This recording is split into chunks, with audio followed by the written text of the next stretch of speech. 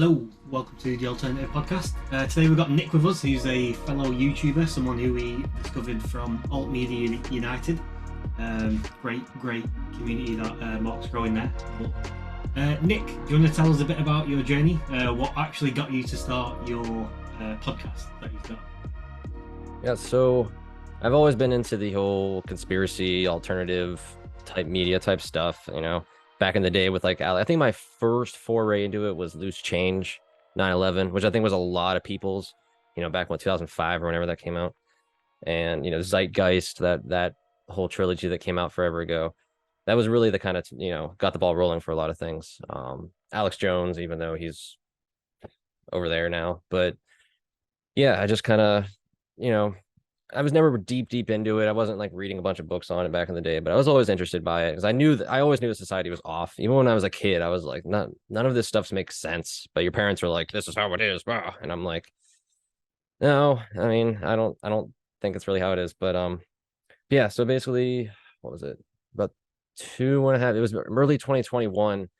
I was working in this machine shop, and it was really kind of easy job. But it's just like listen to podcasts, pump out parts, and that's about it. So I would just listen to like 8 hours of podcasts a day. Different conspiracy stuff, like tinfoil hat, stuff like that. Yeah, just kind of went as deep as I could really because I didn't have anything else better to do. And I got to the point where I was like, there's so much information out there. There's so much that we know already. And I got to this point where I had to do something about it. I had I feel like there's too much going on. I'm aware of too much. I can't just be this guy working in this machine shop, just doing nothing. So I started first with a website. The website isn't even up anymore because I don't know, no one really cared. I put a lot of effort into this site and no one really cared. So I was kind of like, okay, whatever. But yeah, I was proclaimemancipation.com, which is where I got the podcast name. And basically just uploaded a bunch of information, just made a blog every day, did all that. It was pretty cool. I had a lot of good stuff on there. I still have all the information from it, but it just kind of is what it is. And then it was the next year where I decided to just actually make a podcast. And made the podcast and just started pumping out episodes. Yeah, and I just kind of, talked about as much as I could. I got to a point where I hit this kind of wall where I'm talking about myself, and I just kind of got this wall. Like I wasn't having conversations with people. I couldn't really get any conversations with people. So I was just kind of like, okay, well, just kind of hit that, like I said, hit that wall. So yeah, my life, I mean, for the longest time, I really was not anybody. I dealt with depression since I was 14, all that kind of stuff. Different drugs throughout my 20s and everything. It was kind of a long journey through my 20s. It was a long journey. But a couple of years ago, I found a guy named Tim James through a podcast who's a health guy. He's the guy I work for now. And I got some of his products. I started doing group coaching, and it totally changed my life. Totally changed my life. Did some detox products, started doing some green powders, green juice, and it totally, I mean, I felt like a whole new person in a month. It honestly blew my mind. And so from there, I kind of switched from conspiracy podcasts to health podcasts, and I got, more alternative health because obviously we know, big pharma, all that, they're not good for people, obviously. So, and then, I mean, I kind of connect all this whole thing with the global health conspiracy, because that is a true major conspiracy. Like these pharmaceutical companies conspire to make people sick, work with food companies, work with all that to make people sick. So they have lifelong customers. I actually just learned 2 days ago that, I don't know if you know about this, Philip Morris and another tobacco company, they bought like General Foods and other food companies in the early 80s. 1983 to 1985. I think Philip Morris bought the food company like Kellogg, General Foods, and stuff like that. They bought them in the 80s and used their exact same tactics that they used to sell cigarettes to start selling processed foods to kids. That's when like cereal became really big. And then there's actually a point. There's a life expectancy graph out there that you can see this point around 1983, 1985, where life expectancy starts going down. Like the rest of the world's going up, the United States is going down. And now if you see that graph, it's like life expectancy in the United States is like 71, 72. Other countries, it's like 85. And then you have to wonder, like, why is this happening in the United States? It's our food. It's our food. It's our medical system.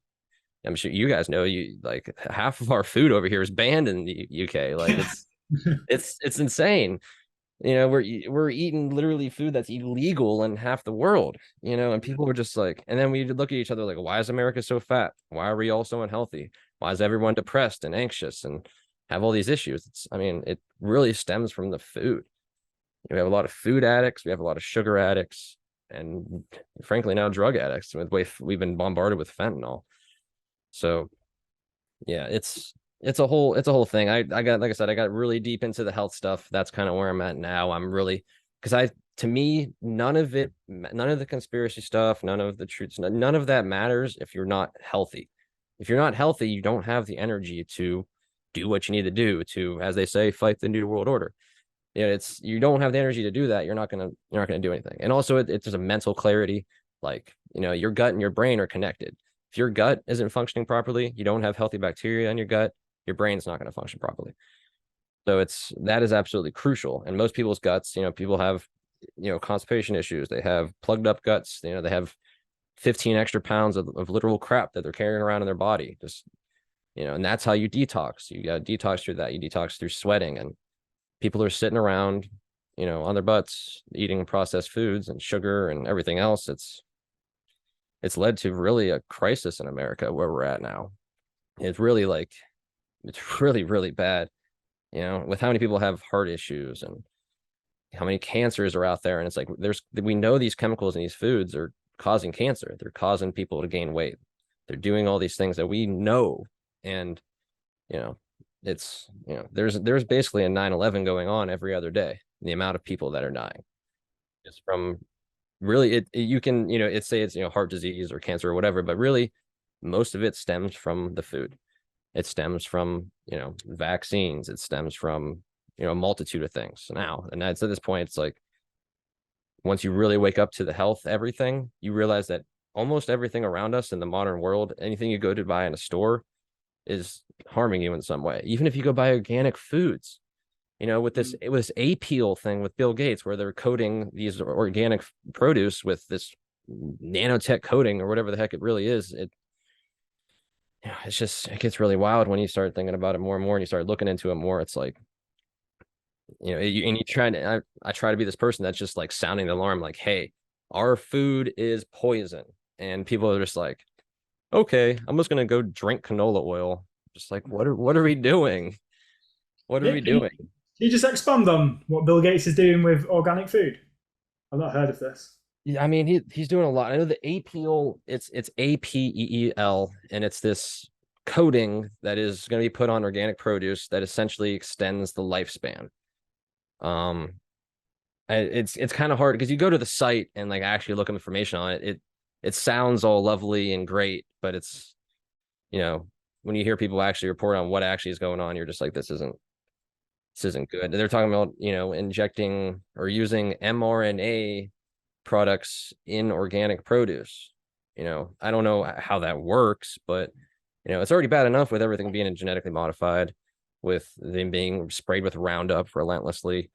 But now we're, for lack of a term, vaccinating our food. They were talking about mRNA shots in cows and chickens to prevent, whatever excuse they're going to make up, because that's what they do. It's problem, reaction, solution. They have a problem that they want fixed. They cause a reaction. Or no, sorry. They have a solution that they want. They create the problem to garner a certain reaction to provide that solution. And they do that with so many things. Health is, one of the major ones. It's one of the major ones. The one that Bill Gates lost. I mean, that does not have to do with organic foods, but the whole GMO mosquitoes thing. Have you seen about that? Yeah, he just released millions of GMO mosquitoes in Florida. And then, what do you know, a couple months later, malaria is reported for the first time in Florida. And you're just like, gee, I wonder why. It's like, there's a very good list. It was like, it just takes like, the 4 article headlines, like all 3 months apart or whatever. It's like, Bill Gates plans to release mosquitoes in Florida. Millions of mosquitoes released in Florida. Oh, there's malaria reported in Florida for the first time in 20 years. And you're just like, it's there, but it's separated by enough time that people aren't connecting the dots. Because I think we live in the information age, And that's the irony of all this, is we have access to the wealth of human knowledge essentially at this point on the internet, but we're so bombarded with all useless crap that we don't have any space left in our brains to even if we do see that, we forget about it the next day. Yeah, Bill Gates definitely is a key figure in the the New World Order, because you see he's obviously from a tech background, and Well, he's barely really. He barely even he cheated his way into it, I guess. Yeah. He pretty much stole someone else's stuff, and then... Yeah, exactly. But he has such like a big influence on the food that goes into our body. Obviously, with vaccines, that's another way of us consuming something, and then the information that we consume, he has so much power over. And it's not. I know the food part, what you've just described, is a massive part of it, but that's just one spoke of a wheel of consumption. You've got the TV that you watch, what's on Netflix, all of this is you're consuming into your body, and it is all negatively impacting you. But it's all for this vicious cycle of get people ill, stop people thinking, and get their money and gain control over them. Yeah. What's crazy is they managed to do it. They managed to put just enough and the right poisons in the foods to modify behavior without actually like directly killing people. Like, that's what I think. The COVID vaccines were a mistake, because they put too much and people were dying right away. I mean, or, within a week or whatever. And more people are connecting the dots on that. But to me, when it came out, as soon as it came out, I'm like, I'm not worried about people dying as soon as they get it or a week later. I'm worried about everybody that took this shot dying within 2 to 5 years, rapid onset of cancers, all these things that we're seeing now. I mean, young people developing cancers, young people with myocarditis. I did enough research before the vaccine even came out. I'm like, this is what's going to happen. I told my entire family, besides me and my daughter, took the shots. They took at least 2 shots. My mom and dad both took boosters, and they already weren't really healthy, but like, I'm just like, how much longer do I even have with them? It's kind of, it sucks, because I told them everything that was going to happen. I told them what it's about, what's going on, and they just don't care. So it's, with it is what it is. With COVID and the vaccines and all of that, I think Alex Jones came out and said, how much you want to believe of him or not at this point, but he did come out and say that COVID's on its way back, and I think he said October there's going to be sort of mass headlines of COVID, and then by December or something there's going to be lockdowns. Do you have any information on that? Do you think that's on its way back for round 2? So when that came out, I go on Twitter here, and I don't really post anything on Twitter. I have a Proclaim Emancipation Twitter, literally just to go on and just, because that's kind of just seems like the newspaper of today in the world. So I just go on there and just kind of see what's going on for 5 minutes, 10 minutes, and see what's going on. After Alex Jones came out and talked about that and reported it, blew the whistle, as he said, it was all over Twitter. It was all over Twitter. Maybe it was just my feed, I don't know, but I saw it a lot. People were reposting it, retweeting it, doing everything. I'm like, if something is all over the place on the internet, there's something about it. There's something off about it, because they're not, they wouldn't want everyone to know that. So they're either trying to get their people riled up, they're getting people afraid again, or mask companies are just trying to sell masks. I don't know, but it's like, and maybe they're just trying to gauge how many people are going to buy into it again. Let's see, who's actually going to buy into this. And I don't have any true like information on it. It's just what I've seen, and how I think about it is, let them bring COVID back. I don't think everyone's going to comply again. And I think also people are going to realize that it's going to be these, vaccinated getting sick, because that's what we see. We see vaccinated people being sick 4, 5, 6 times a year. All of a sudden, I took all the shots, I got COVID still, but thank God I got the shots because I'm not dead. It's like, it's man, what's the word for it? There's a phrase for it. I can't. It's like some syndrome or something.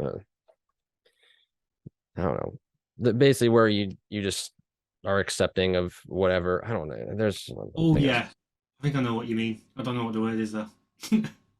Yeah. I don't know. Munchausen syndrome pops in my head, but I don't think that's right. But yeah, I don't know. It's just like people people really need to realize. I think there's also a lot of things where people don't want to accept the fact that they got duped. You know what I mean? People don't want to accept that, because then it's like, well, if they lied about this, then what else have they lied about? And people aren't ready for that. People aren't ready for their whole entire world's breakdown, especially when you have 50, 60-year-old people out there that they, you know, they're set in their ways. They see how they see the world, and they don't want to believe that the government and the media lie to them. It's unfortunate. It's really sad, but it's kind of like, I stressed out a lot in 2021 over, you know, the vaccine, trying to warn people, you know, getting all this information out of my website, trying to do all this stuff. And it's like, I accomplished nothing but stressing myself out. Nothing. I accomplished absolutely nothing. So I was just like, I can't do it. You're not going to convince someone by, you know, screaming until you're blue in the face that, hey, this is what's going on. People just don't want to hear it. So I just totally transformed how I approach things. And instead of trying to convince people directly, I convinced people indirectly. I took care of my own health. I started detoxing myself. I didn't take any of the vaccines. I don't eat fast food. I drink clean water. I do all those natural things, you know, exercise, do all those things that you're supposed to be doing. And I set the example for people. And that's when I started noticing people really being impacted, really starting to change themselves, really starting to question, hey, do I need to take these 4 medications from a pharmaceutical company? Do I really need to take them? You know what I mean? And that was the biggest thing for me. And it also was great because I took my own health into check, and my mental health improved. My, you know, physical health improved. I had more energy than I ever had in my life. You know, I started growing sprouts. Like, I have my own microgreens business now. Yeah, I love the microgreens. I'm all about the microgreens. So yeah, I got basically my whole basement here is just set up as a microgreens grow up. But then it gets into the thing where it's, you know, microgreens are essentially the most nutritious, healthiest food you can really have. It's loaded with nutrients, and there's no chemicals or anything like that when you grow them. And where I live in Northeast Ohio, people don't care, and people don't care. It's, you know, I go to farmers markets and stuff, and depending on the area, there's one farmers market I go to, I do really well, but there's another one, like the one on Tuesdays. It's, you know, it's $17 to get into the market. I think the last 2 times I went to the market, I made like $15. It's just like, people, you know, I mean, that's like 2 containers of microgreens, and it's like, people don't even, you know, you can even use your wick stuff on that, and people just don't. But then people, I'll tell you what, the cookies and the breads, and they sell out every time, man.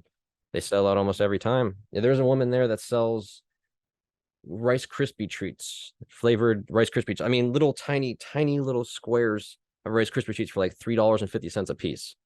Makes bank. I'm just like, what? You know, it's, you can't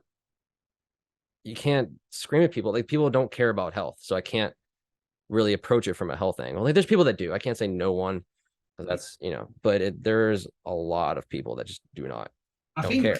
A lot of it is obviously since you, I guess, early years, you're brainwashed all through your life until you have a trigger point, which we've all had on this call.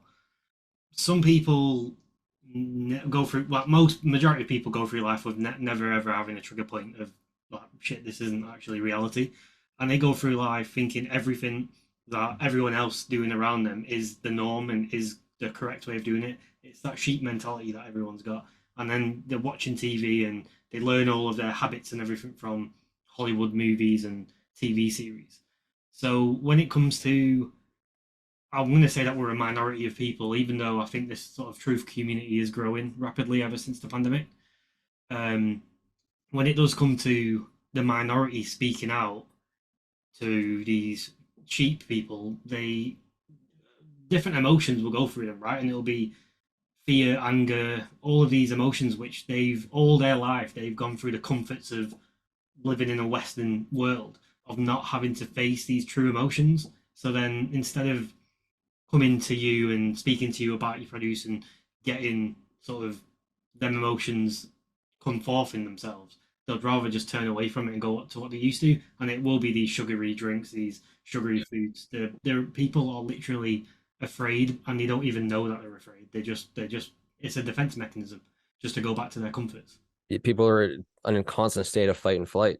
fight or flight mode. It's people, especially if people are watching the news, you're on social media. My mom has this a lot where she'll, you know, I have a kid. I have a 14-year-old daughter, and when I lived, at my parents, they live in a decent area around here. Like it's, a nice like suburban type area, and like nice and chill.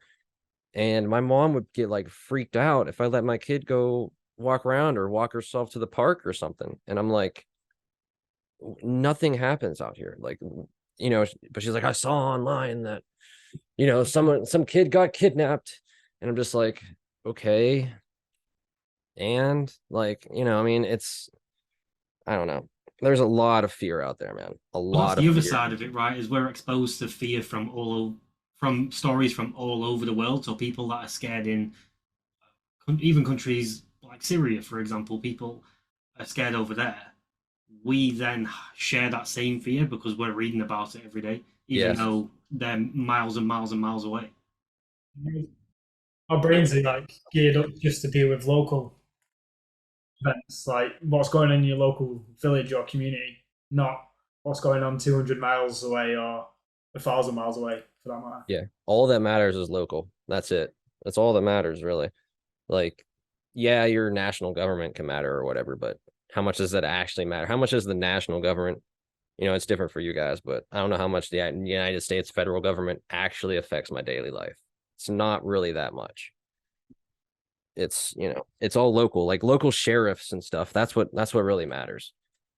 Getting good local people in, or even, and doesn't even that even really matter? I don't know. I don't know. People should be able to govern. Well, that's what government is supposed to be, is people governing themselves, but it turned into, these lifelong politicians governing us, thinking they know best for us, when really it's supposed to be for the people, by the people. It's not how it's been for a while. So I do think government does play a very important role. It's just when we get corrupt government, this is how it ends up. It ends up in a place where, the FDA, for us, the FDA is allowed to sell and improve chemicals because they're bought essentially by big pharma. And there's so many instances like that out there involving the governments.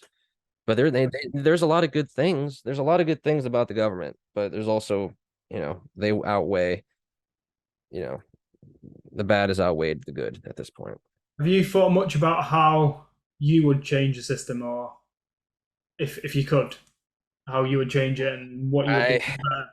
Man, I don't have the answer for that. I don't know if anybody really has the answer for that. It's kind of like capitalism too. Like, capitalism is bad, but at the same time, capitalism done right is really the best system that we have on a mass scale.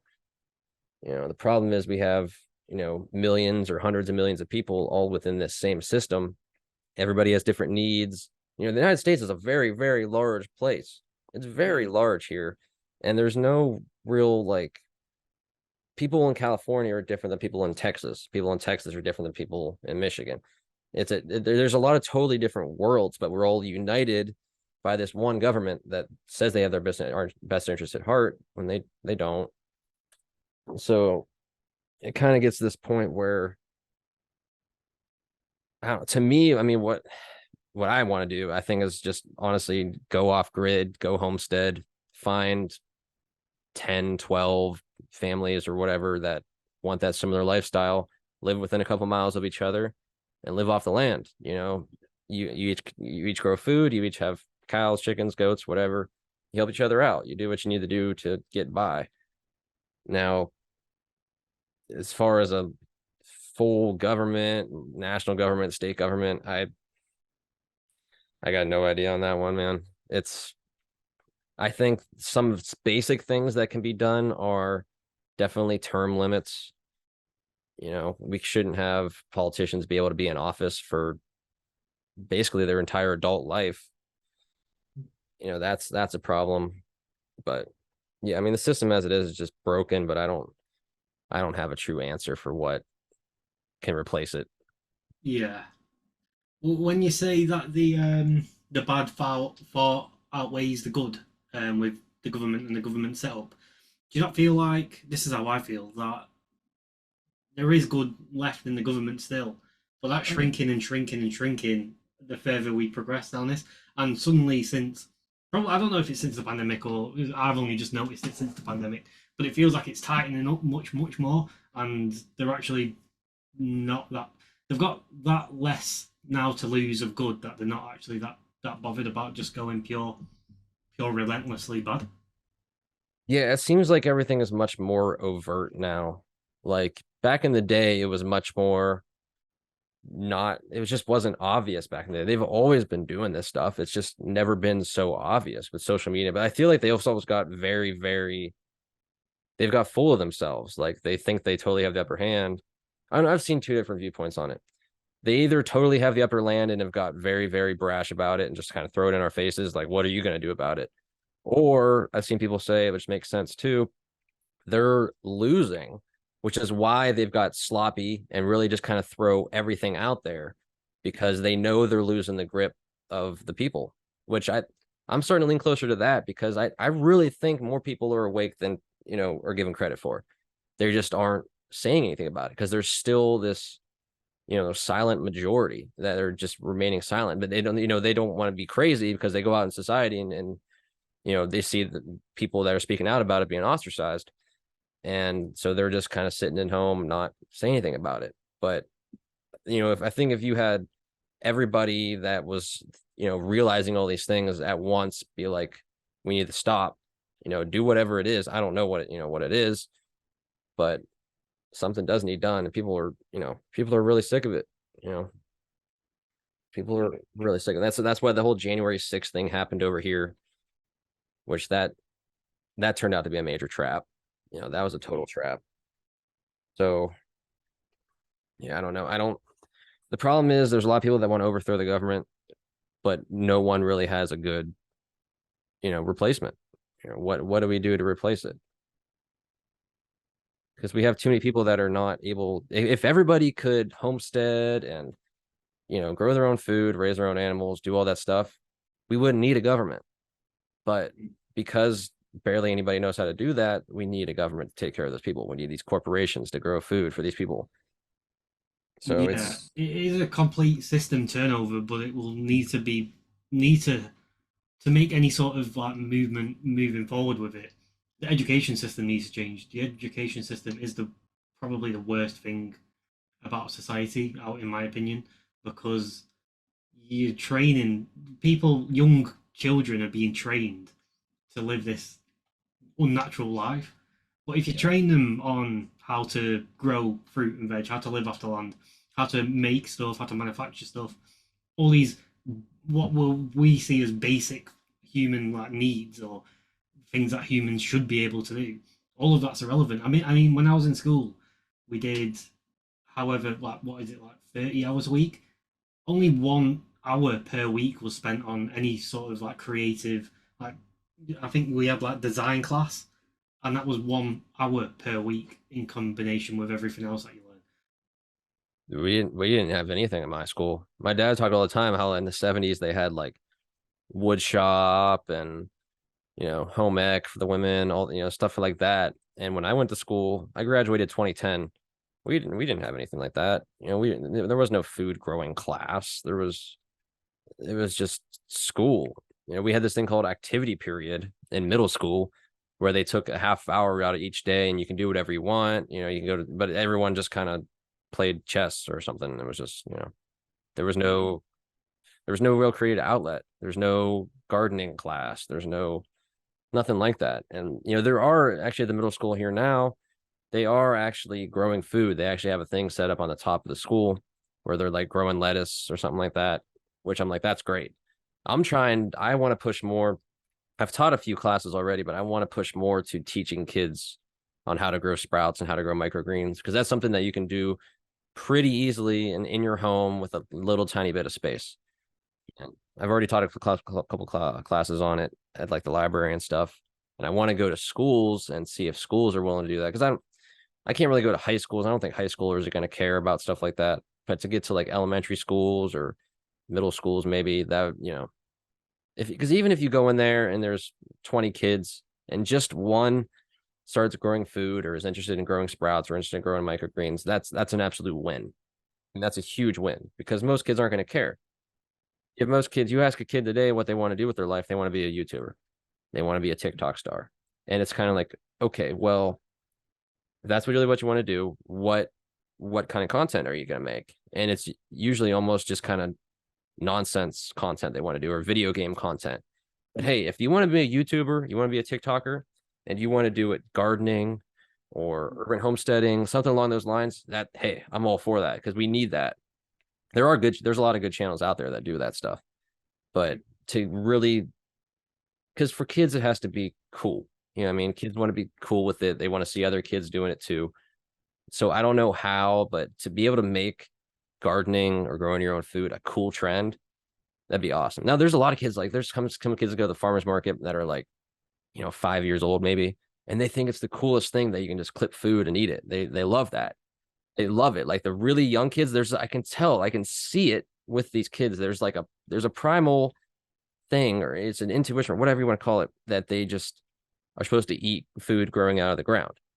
Now, that's obviously not what you want to do. You don't want to just go eat random food off the, out of the ground, but there's a natural thing there.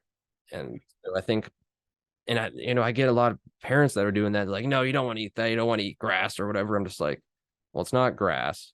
It's a baby plant. I do sell wheatgrass. I do juice wheatgrass, but it's not. Or I get a lot of comments about like how it's rabbit food, or I feel like a rabbit or something. I'm like, no, man, this is what we're supposed to be eating. We're not supposed to be eating stuff from a box. We're supposed to be eating real food. So it's definitely an uphill battle with a lot of this. It really goes back to the eugenics. It really comes back all to eugenics, Bill Gates, all of them. They see these people as not worthy of living, as dumb. So in their heads, how they see it is, if you eat the food that we presented, then it's your fault. You were too dumb to grow your own food, so we had to supply the food for you, so you're not worthy of living. That's kind of how they see it. If you didn't see through the COVID narrative and you took the vaccine, you took a booster or whatever, you weren't smart enough to see that, then you're not worthy of living. That's the eugenic programs of today. It's not back in the 60s and 70s where, oh, we're just going to take all the black children and give them this vaccine that's going to sterilize them or something like that. It's way more covert now.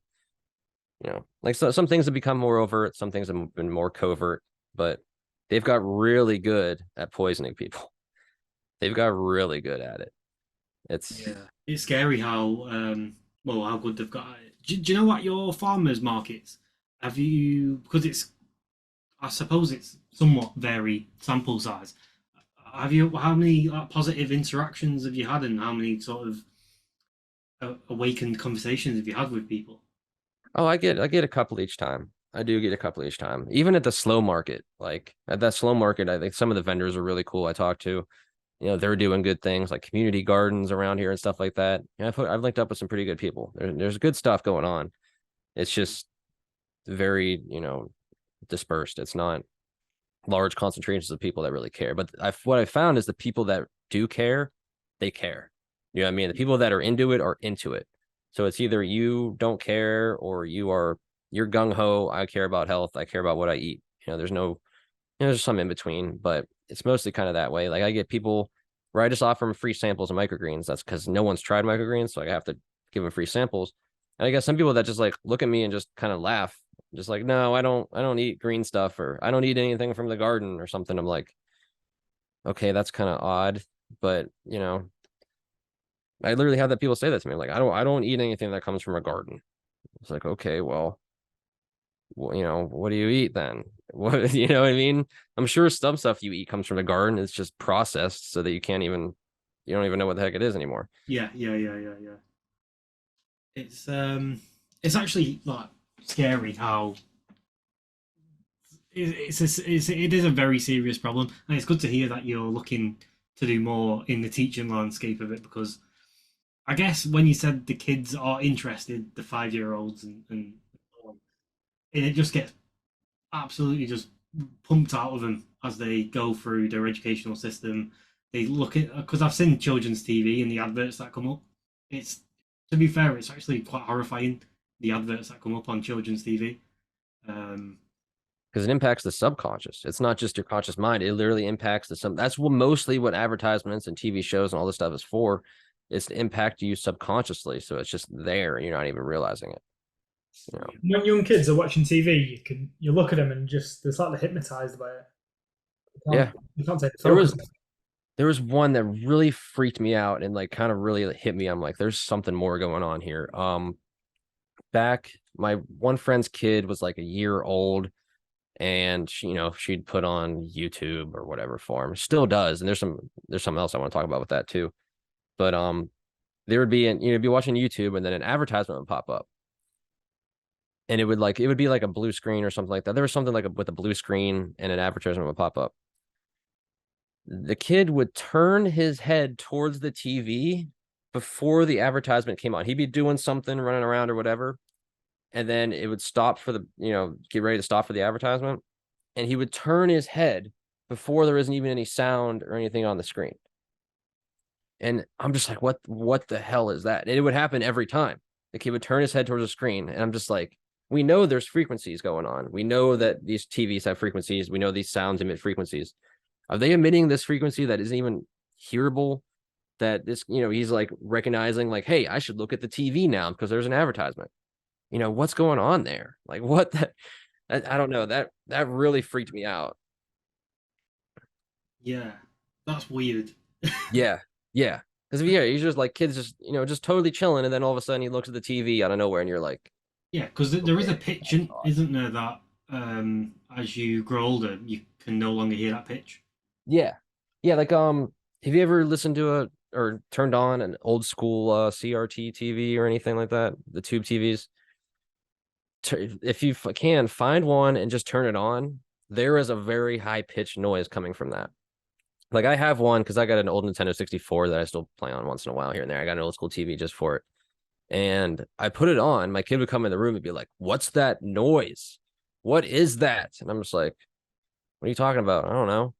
And she's like, "It sounds like it's coming from the TV." And I'm like, "Oh, you hear the noise? Okay, yeah." Yeah, because I don't know if you have it in US, but in England, people put things outside the house which emit a very, very high pitched noise, and apparently it's to keep animals away, like cats from like being Kind of like a dog whistle type thing, but yeah. But I don't know if it was a myth or if it was true, but everyone used to say when I was younger that it's to keep kids from hanging around outside people's houses. Because shops used to put them outside shops of their shop windows, so they didn't have teenagers loitering around the shop. I'm gonna write that down. I'm looking at that. That's interesting. Because there's definitely something to that. Because when you get older, your hearing gets worse. You can't pick up on certain frequencies. And that's another thing too. Is kids are way more connected to the spirit realm. They're way more into that. There's some kids that will say some stuff. Even my kid, when she was like 4 or 5, she was very aware. Like kids are not stupid at all. Kids are not dumb at all. They just don't have the experience in that knowledge base. But as far as like comprehending things, understanding things, they have a way better grasp on that than adults, because adults are kind of set. Kids can look at something with a totally clear mind and see like, okay, this is what it is, like that development from 0 to 5. I think even when you're less than 1 year old, you can't even talk. I think kids are really picking up on that, and it's going into their conscious mind, going into their subconscious mind, and they're picking up on those things. Yeah, and I think because you just mentioned when kids are below 1, they can't talk, but even when they're below 5, they don't have the vocabulary that you get as an adult. But if they did have that vocab at that age, then I'm sure they'll be able to account for more than they're letting on to. Everyone just assumes that they're stupid because they don't know language, because that's something that comes obviously with time. But I'm 100% with you on that. Their experiences are definitely it's fresh. There's no brainwashing that's unfortunately taken place yet. So yeah, I've even seen I think there's been a few studies on they don't really post and talk about it very much, but I'm pretty sure there's a study or two out there that talks about kids, like they do like an IQ test or whatever they do to measure intelligence like in kindergarten, and then do it like every 3 years as they go through school, and kids got dumber as they went through school. Like their IQ dropped, their intelligence levels dropped just from going through public school. It And might it makes be, sense. yeah, there might be quite a few different reasons why, because obviously the foods that they eat, as you've spoken about, what they're learning in the education system, the fact that I feel like the education system kind of stops you from being able to think for yourself. So they're no longer training that part of the mind which needs to be trained like every single day of your life. And then on top of it as well, just uh, the convenience of life makes people lazy. So as you grow older, you naturally get more, like it's unnatural, you unnaturally get more lazy because of the conveniences of life. Like when you finish school, sit down with a big bowl of cereal and watch TV for the next 4 hours. Yeah, there's a lot of complacency. I don't know how much there is over there, but there's a lot of complacency here in America. A lot of people that are just totally okay with the status quo, going about their life, not questioning anything, going to work, coming home and drinking their beer. There's a lot of that. It's hard for people to break out of those cycles. It's definitely the same thing here, but one thing I've noticed in the UK is in the past people used to go to work and then after work they went and drank, which is just a massive thing in UK culture. But they'll go and drink in pubs or they'll go and drink in social clubs. But now it's like they go to work, and because that social element is just dying, they now go to work, they go home and just drink at home, and it makes me think that it's something that's obviously been planned for because having usually a man in the house that's just drinking every night will break up the family unit more and more in more different households. But people are stopping. Pubs are closing down all around the UK because people have stopped going to them. People are just drinking at home on their own, which is not good. It's also expensive to go to a bar. Exactly. Yeah. You know, it's like more than twice as much compared to going to the store and buying it. But it's because people become more also addictive. Like it used to be just simply a social thing. People go out and they drink with some buddies or and maybe invite a few buddies to their house and play pool and drink, whatever it is. But now it's become this, I need to drink just to cope with how shitty this world is. Right. Escapism. It's, Yeah. yeah, it's totally total escapism. And yeah, I don't know. My dad's an alcoholic, so that's definitely something I'm big on. It he's not he's not totally like abusive or anything like that. He's, but it's just when you drink every day, it impacts the family. You're not lucid all day. You're especially as he's getting older now, he's 60, he turns 61 in 3 days. So it's like but he's still drinking, and it's just like but we've all told him until we're blue in the face, hey, you need to quit drinking. And he's like, no, I don't want to. And it's like, okay, well, what can we do about it? I stopped getting upset about it. My mom and brother still get very upset about it. And I'm just like, guys, getting upset about it is not going to change anything. It's not. When I had my issues, they got upset with me. It didn't change anything. You have to decide for yourself that you want to change. And he doesn't want to change. So it's kind of like, well, all we can do is just you either leave and you give up, or you just stay there and support him. And, I just try to stay and support him and just kind of do what I can, be a good son, try and be a positive influence on him. There's this weird point I've noticed where the parent obviously raises the child, but then there's this point where the child kind of influence the parent. Like hopefully, if the parent is open to it, the child has a lot of influence on the parent. My kid, when she was younger, she honestly hit me with a lot of stuff that I just was like, how are you thinking about this? How are you seeing this? And it's stuff that I didn't see about me, about the family, whatever it is. And she taught me a lot. And it was just like out of nowhere. It's like, you don't have, you weren't taught that. She just knew it. Or I'd be upset and she would just console me automatically or something. And it really blew my mind, and yeah, but I really think that, everyone's capable of change. They just have to be open to it. They have to be accepting of Yeah. it. Yeah. It's definitely the mindedness is helpful, and what you said at the beginning about I know obviously we're talking about people who don't see the world for what it is, but I do feel like alcohol falls into that same category as well because people don't see alcohol as a drug because it's legal. when it's quite clearly you just need to look one level deeper and you can see it for exactly what it is. But it's about indirectly helping people. We've said this quite a few times on the podcast, so our listeners might get fed up with it. But me and Aaron stopped drinking this year. We quit drinking. But what we know, our dad was also we're brothers, by the way. brothers. Our dad was a heavy drinker as well. All of our life, he's been a heavy drinker. But when we decided to quit, he also decided to quit. So that wasn't us telling him you need to quit drinking. That was us saying, do you know what, we're going to quit drinking. He was like, oh, do you know what, I'm going to give it a go as well. And then we've got another brother who still drinks, but I think by him seeing us quit drinking, it's indirectly helped him to sort of cut down a lot on drinking. So we are seeing it around us that just I think a lot of our friends as well have sort of cut back a little bit, not as much as they used to. So it's sort of like what you said at the beginning of the pod. You need to help yourself before you help anyone else. You need to lead by example. And once people start seeing positive benefits, the positive benefits you're receiving, then they'll want to do the same. Exactly. And it's kind of like this weird, because my mom told me all the time when I was younger I was selfish. Like I was an only child until I was like 8, and so you get raised like an only child. I was the first grandchild. I was very spoiled when I was younger, so yeah, I was like self-centered because that's basically how I was raised until I was 8. Like I was the center of my entire family's world, and so I never really was a truly selfish person though, but I was told I was all the time. But yeah, then there's this point where I was like in my 20s, I was trying to do a lot for everybody else, and I just was not taking care of myself.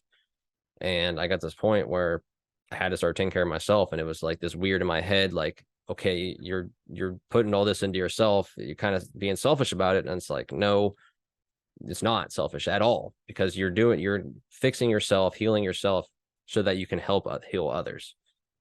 It's kind of like, is a chance that does ripple effect, or is that someone else?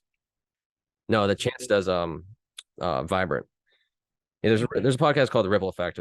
Basically, that's that idea that you're dropping the water, and then you start causing out ripples. You change yourself, you put these vibrations out into the universe, and it slowly starts changing people.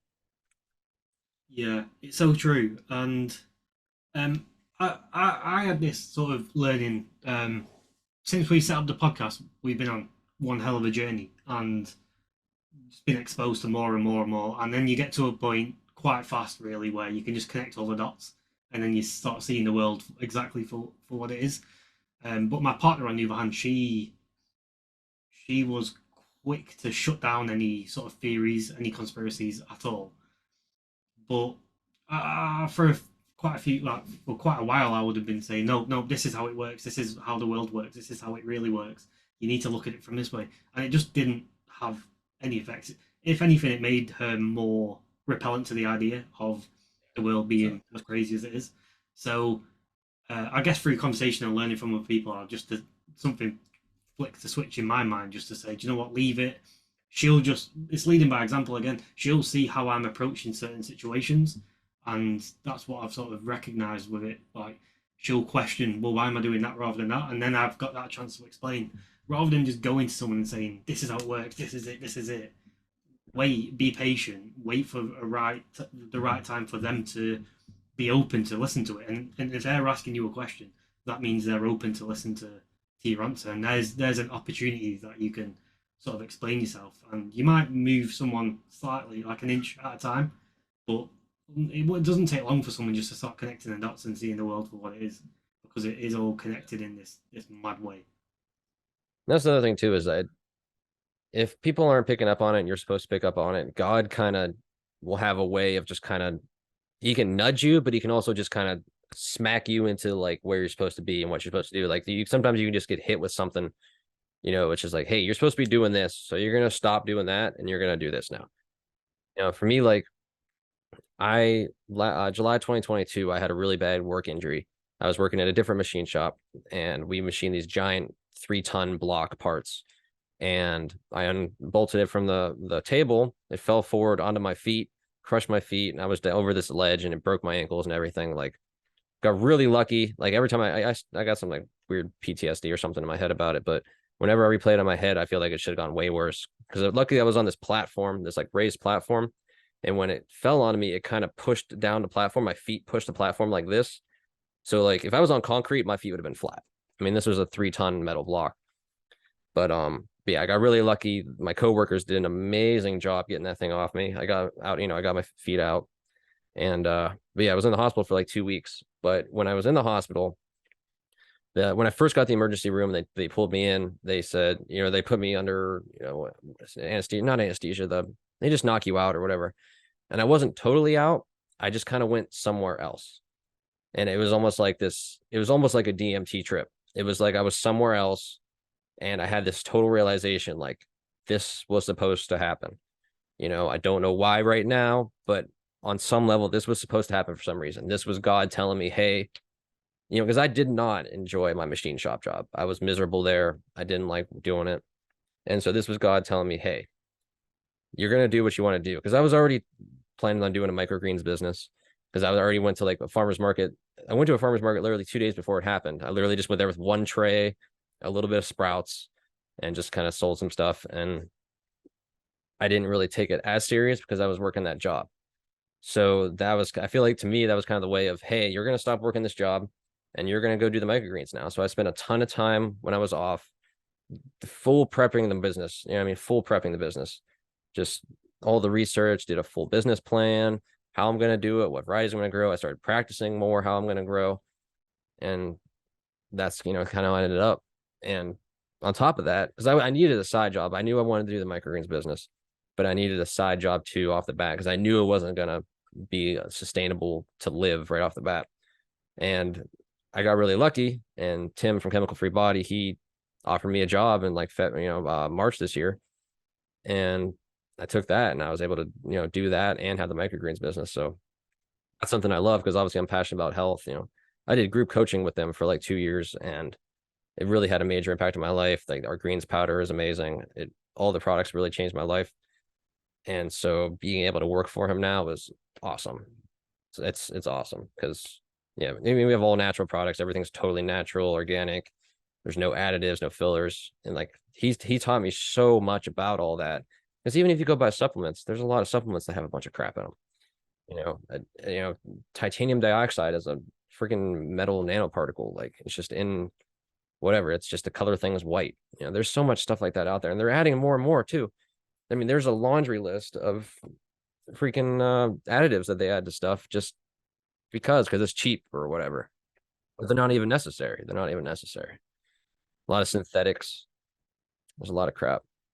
Yeah, I don't know where I was going with that, but yeah, it's just like that whole thing happened obviously for a reason, and it 100% worked out. In the end, like I didn't walk for 3 months.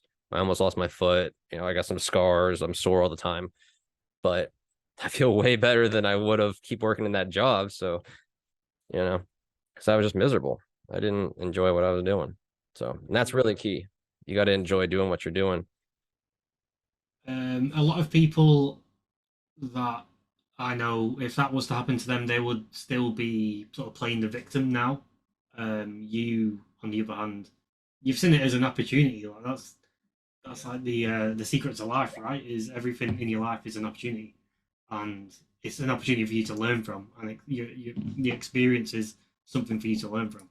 Yeah, so, I had a lot of people that would come and visit me in the hospital, or I talk to them on the phone, and be like, "Oh, I'm so sorry this happened. I feel so bad." I'm like, "Stop. Just it's cool. Like this was supposed to happen. This happened for a reason. It's cool. Like I don't even want that energy around. Just don't even. Everything's cool. I'm great. Everything is cool." So I didn't even go on because I abused opioids back in the day. I did oxys like 2014 to 2016, and bad stuff. It's bad. But I didn't even take any oxys or anything like that in the hospital. Like I mean, my foot was smushed. My ankles were snapped. I did not. They gave me morphine injections every so often. They didn't do anything. Like when I left the hospital, they gave me tramadol, which didn't really do anything. All I used, what helped me the most was I took a combination of CBD, turmeric, actually our turmeric product. I literally don't leave the house without this. This is amazing. And kratom, just all legal, all natural stuff, you know. And those three combined did wonders. Like it totally got me through it. Yeah. Yeah, with the oxy side of things, I know that that documentary came out on Netflix. So it's sort of been a big talking point for everyone at the moment with oxys. It's not obviously a thing in England, but it's. I think it's. I don't really know how to explain. It's what it's. I don't understand how it's still a thing right now today with the amount of information that's out there on it and the amount of people that are hooked on it is ridiculous. I don't understand how there's fair enough for talking about people that haven't woken up to the mess of the world, but when you see something as crystal clear as what's going on with oxys, it's that just shows to me how many people are actually asleep and don't actually care about what's going on, because that's the most fucked up thing that I've ever seen. I think the oxy problem. If you stop selling oxys, though, there's so many people that are using painkillers regularly and are addicted, even if we're taking them as prescribed. You're still addicted to it. You're still if they addicted. stop selling oxys, would those people go on to fentanyl or something to substitute for that's what happened to a lot of people. You know, there's a lot of people, you see stories like this all the time where someone was a totally straight edge person, they get into a car accident or something, they're given Vicodin or oxys in the hospital, they get out of the hospital, they're on oxys for a month or two to help, and then they get off them because they, you know, the doctor stops giving it to them because they should be healed up, and then they're addicted. So what do? They're still in pain, they're addicted. So what do? They go to something else. They can't get oxys legally, so what do? They go to heroin. And there's so many people that have ended up like that, where it's like they're shooting up heroin now because they're addicted because of a simple accident that happened. You know, it wasn't even their fault. They're in pain. They wanted oxys. They took the oxys, and that's how it ends up. It's mind blowing because it's just it's part of the system. You get injured, your whole life's screwed if you get injured and you accept to take an oxy for the pain. The 2000s were bad with that.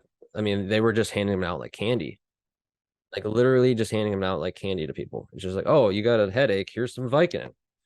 It's like, what, you know, you could just go in there and you could, they used to run like operations, like, I think it was in Florida, where you could go to different, you know, go to different pharmaceutical companies or whatever, you know, whatever it was, pharmacies, and you can just keep getting prescribed all these medications, and you would just go around. That's like, it was like a hustle for people. They would go do that and then go sell them or something like that, or take them if they were junkies. It's this sort of stuff, among others, is what leads me to believe. I think you mentioned earlier that there's two sides to the sword. They're either the powers that be are either like really losing and they're getting sloppy, and it makes me believe that version more because they've cocked up the whole society in many different ways. There's that. There's the oxys that everyone's addicted to.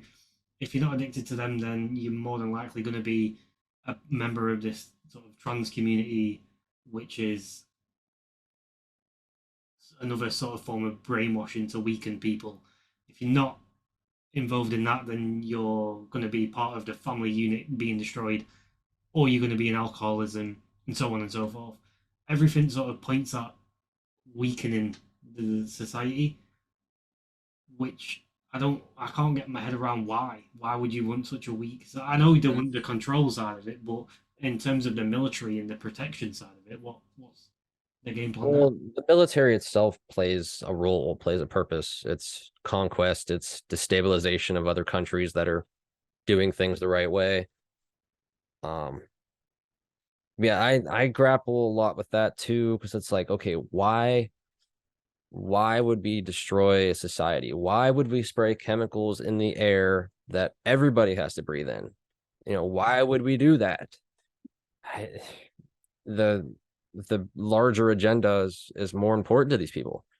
I think the people at the very, very, very, very top are either literal demons or are basically controlled by demons, essentially. The voices in their head are really telling them, and they think it's their own thoughts. They think they're doing what they're doing. but they are, they are doing the devil's work, frankly. They're trying to make hell on earth, Yeah. which With it's a lot in our head, but one thing that we wanted to talk to you about was chemtrails, because we are aware of them, but we haven't really done much conversation or research into them. So I guess let's start with, what do you know about chemtrails?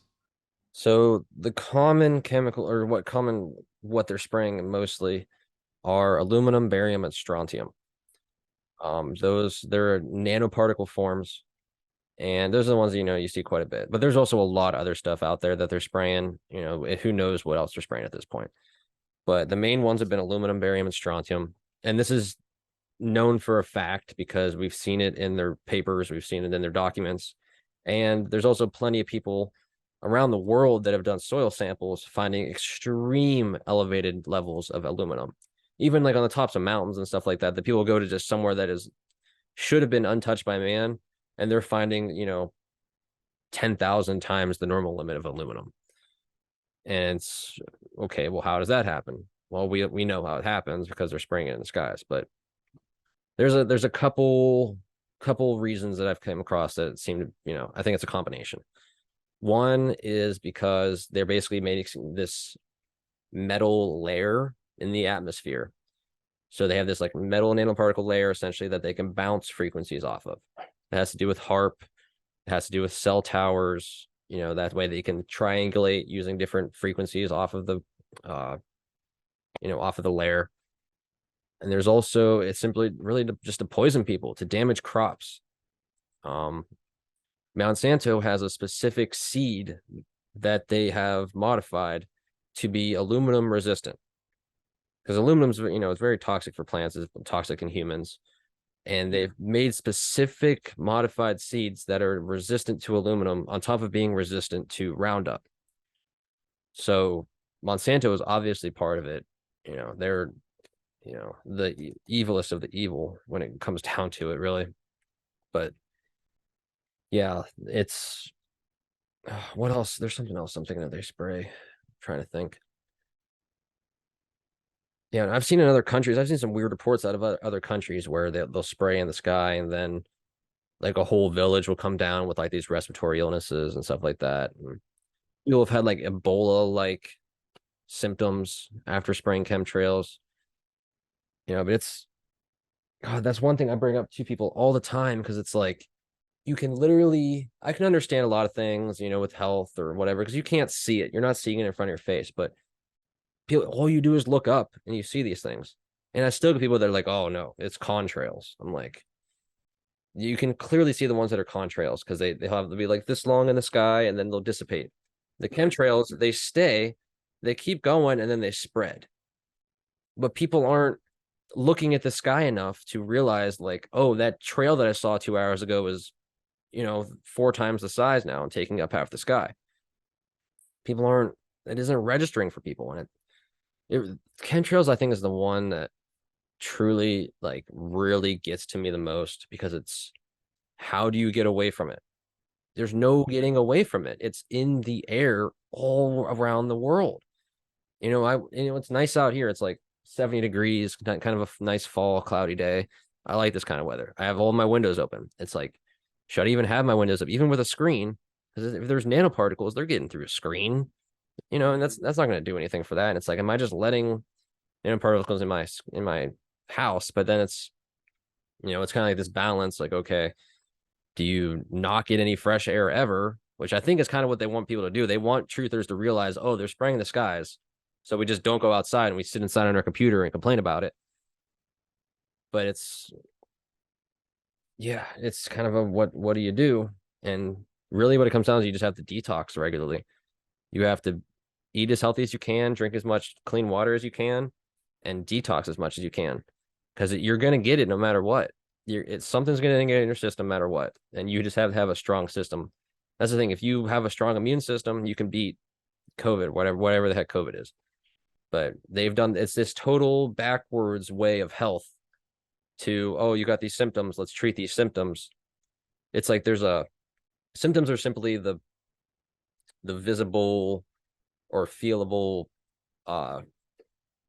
what's for that word? Some like it's what you see or feel from a cause, like a root cause. So it's just the surface level of it. There's a surface level and then there's the root cause. There's a lot of things for that, like a root cause versus a surface level cause. Like surface level cause is there's so much crime in inner cities or something like that. And it's like, okay, what's the root? Like that's a symptom. What's the root of that symptom? You know, destroying of families, education system, yada yada. But we don't attack the root problems of anything.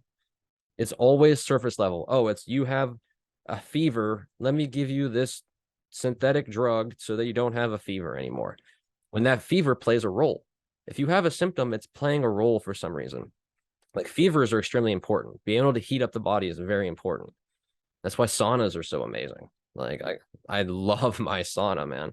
I love my sauna. I get, a little sniffle or something, which is kind of rare anymore. I hop in the sauna, sweat it out, I'm good.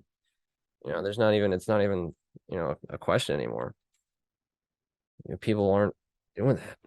How long have chemtrails been around for? How long have they been doing this? It started with silver iodide in the 40s. So they sprinkle silver iodide. It's called cloud seeding. They sprinkle silver iodide into the sky, and basically the way it interacts with the atmosphere, it basically forms clouds. It condensates basically the clouds into a formation, and then eventually does it so much that you get more clouds and you get more water, and then it rains, which is great. I mean, hey, if we can, sprinkle some silver iodide, as long as it's not toxic. Whoops. I don't know how toxic actually silver iodide is. I'm sure it's not great for you, but I know silver is really good for you. But I don't know about silver iodide specifically. But if we can do something like that, where we can spray something that's non-toxic in the sky and make it rain if we have a drought or something like that, hey, that's great. That's great. And that's the thing, is a lot of this stuff is, if we use it correctly, it's great for humanity. But that's the problem, is a lot of things like this are being used for sinister means. Like, oh, we can control or steer a hurricane.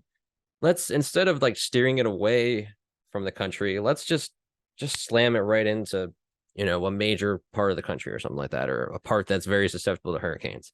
Like Hurricane Katrina, when that happened in 2006 or 7 or whatever, came through the Gulf of Mexico, that was devastating. It like totally destroyed that whole area. And, the more I look into these major storms, I'm kind of like, are they all manipulated? Because they had the ability to steer hurricanes in, I think, the 50s and 60s. We've had this technology for a long time, and it's kind of like, okay, well, is anything that happens weather-wise natural anymore? You got to really get a good eye for like natural clouds and the fake clouds, because you can see the real clouds. They look real. They're nice, a nice floofy white color. They got all these different, you run at random shapes, and then you'll see a layer above that where it's like this. I call it the chemtrail haze, where you get like that hazy, milky crap in the sky. It's like, and then you can tell it's not real clouds, like it's not real cloud cover, because you can see the sun through it. You know what I'm talking about? Have you seen that? Yeah. A real cloud, even if it's a thin real cloud, it blocks out the sun. But you get this haze, and then you see the sun through it. Like the sun still kind of shines through it, but there's that haze. And that's, to me, that's the telltale, like, nope, that's a chemtrail haze. Right. Yeah, the ones where if you still look directly at them, well, you basically can't look directly at them still, but with the other clouds, you can look directly at the sun and you can tell the sun's there, but you can Yep. visually Yeah, you actually see the circle of the cloud through the clouds, or the sun, circle of the sun through the clouds. But yeah, that was one that really noticed. Do you think so? With what you're saying, like there about there's good technology out there which can be used for good, but then it goes into the hands of the wrong people, and then they use it for control, manipulation, greed, all the nasty stuff. So that happens with all sorts, right? It's happened with the internet. It's happened with our phones, for example, computers, phones, Do you water. think that's why people are afraid of AI so much?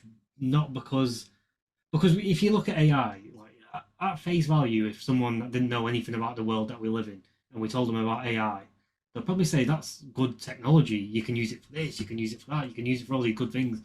Yep. Everyone seems to be shit scared of it, and is it because of the history of technology? Everything has just been used against us eventually, anyway. Well, there's a lot I think that comes from Hollywood. I think that's a big Hollywood thing because how many movies are out there about AI taking over? Like Terminator is a big one. Like everyone's seen Terminator in the United States. And it's like, okay, well, that's literally a movie about AI coming and taking over.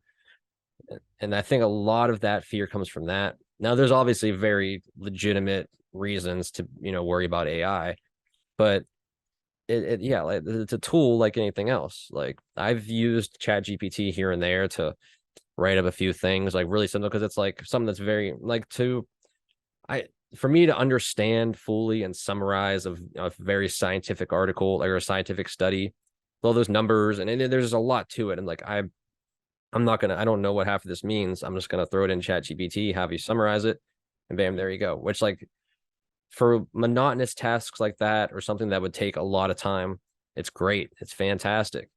But as soon as you're using it to replace people, that's a problem. As soon as, when every company you call, you get a thing, it's some robot or something like that. And it's just like, people, we're so sick of that. I know I'm sick of it. If I call a company, I have to speak voice commands to a freaking AI. I'm like, I don't even care. I don't even want to talk to you guys anymore. And I know people are sick of it. Like, and there's some sites where you go there and they don't even have a support team. They have, a chat bot or something like that. And it's like, I don't know. It's frustrating. I'm trying to battle that with Chemical Free Body because our marketing guy wants to do more AI, and I'm like, no, man, I don't want to. I'm the customer service guy there. I'm also like going to be a health coach, but I'm like, I don't. Whenever I talk to people or when someone calls, they love the fact that I'm a real person and they talk to me. They love that, and I think if we have AI take everything over, we lose a lot of what makes that great. Because that's what people want. People are craving human interaction, and we're not getting enough human interaction. Even if it's on a phone, it's through technology.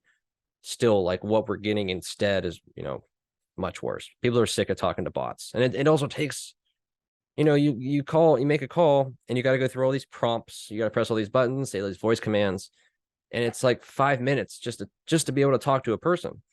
It takes up a lot of time. It's not any more convenient for us at all. It's convenient for the corporation because they don't have to pay someone to sit on the phone or whatever. But for us, it's so inconvenient. Mm. Yeah, it's pushing that social aspect further and further away, like you said, which we're craving. And yeah, it just, the only thing it does come down to is greed. I mean, there are benefits for AI. I mean, in the certain industries, it can make things better, but when you actually strip everything back and look at what's actually making better, it's always going to be tied to something that's taking us away from our natural being in so many different ways. And I feel like AI is just going to be that bridge that just properly moves us from, well, because I think today where we're sitting now, we might look at it and think, well, we're in such an unnatural state, but you're going to look back on this time in like 10 years time and be like, shit, we were actually a lot closer to nature than we thought. At this point, even when we're looking at it right now, we are far away from nature. Yeah, So, that's kind of where I am. When I started my whole change 2 years ago, I was like, how's everything supposed to be done in nature? Because if God gave us everything we need through plants, through animals, through everything else, there's unlimited resources out there. And that's another big scam, is the abundance, there's scarcity. They make us think that we're going to run out of water. There's a billboard that popped up, 5 minutes down the road from here. It says save water, shower tomorrow. And it's like, there's unlimited water. What do you mean? Like, yeah, it saves you, 20 cents or whatever it costs to take a shower. I don't know what it is, but like, that's just causing scarcity. There's so much water, and water literally regenerates, just like oil. Oil is a big scam. Oil regenerates under the earth. Oil is basically the blood of the earth. And it's been shown that it regenerates. Like, these oil wells are not drying up. That is a full on scam, man, and a lie. It's scarcity. Yeah, it's control. It's fear. It's control. Yeah, I apologize. What were we saying before that? Why did I bring that up? Because there's something else I wanted to say too. AI. Yeah, AI has been around for as long as computers have been around, basically. You know what I mean? If you've played a computer game and you've played against a computer thinking that's AI, it's just, Siri is AI. That we've all been dealing with AI for most of our lives at this point. People just don't recognize it as being AI. Now AI is just advanced enough that it almost seems human. Like, I don't know if you've used GPT at all, but it's it's okay. It's definitely not like talking to a real person, but it's okay. What I think is crazy about it is how quick it is. But it's, it's just all AI is very advanced algorithms, with all this data that they're taking from us between our phones, computers, and everything. They're using all this data to feed into AI. And that's really what it's about. They're using AI systems to process all this data, so it doesn't take thousands of people. You can literally just use one computer and process all this data and then use it, what it's for more control, it's to make more money, whatever it is, you know. AI is really the perfect tool because it can be used for good or for bad. And they're gonna try to definitely use it for bad. Computers are the same way. Like, how many people have made great livings and totally changed their lives off a computer or podcasting or whatever that may be? They've totally transformed lives for the better using technology as a tool. There's also as much people that have ruined their lives with technology, whether getting porn addiction or video game addiction or something along those lines, and using it as a negative tool. So, Have you done much research on fluoride in tap water and drinking water? yeah, that started. Well, they say it started in the 40s in concentration camps in Nazi Germany. That I don't know about that, but yeah, I mean, it's been used for a long time, and they say it's for our good because they say it's good for our teeth or whatever. But they're using the toxic version of fluoride. There's two, I can't remember offhand what they are, but there's two different versions of fluoride, and the one is like a toxic waste, basically runoff, like byproduct, and that's what they're putting in the I think it's from aluminum processing or something like that. I don't know. I don't remember exactly what it is, but they've been, it's known, it's a known toxin. It's known to lower IQ, calm people. I think that's why some people are so complacent because they're drinking this crappy water. Even if you're buying bottled water from the store or something, it's basically just tap water that they bottled and sold to you. So yeah, I mean, a high quality filter or purifier or something like that is extremely important. Like, the structured water device I got really blows my mind because I have really crappy water here. Like, you can just smell the tap water, how bad it smells. I got a nice hose, non-toxic hose, and I put my structured water device. It's just a little like tube like this, and I just hook it up to right to my hose. And yeah, I use it to water my microgreens. I fill up my water down there. Like, this is my structured water, and it doesn't have a weird smell. It actually really, because I was very, very skeptical before, because I was actually talking to the inventor that invented the structured water device that we got. And I was very skeptical about it because I'm like, I don't know, man. I don't know how quartz crystals in a little tube are going to structure this water and change it. But I mean, right away, it blew my mind. So, because it sprays differently, the smell went away. Does it take the fluoride out of it? So what this device does, it doesn't take anything out. It doesn't purify. It restructures it. So it literally restructures the molecules and chemical compositions of whatever is in it. It's kind of mind blowing. I'm still trying to kind of grasp how it works. It's pretty advanced stuff, I guess. But it's a lot with energy and frequency and stuff like that. And that's what so much of it is. There's so much energy and frequency in our world that changes everything. Yeah, which isn't being utilized. Yeah, it's not. Yeah, it's pretty awesome stuff.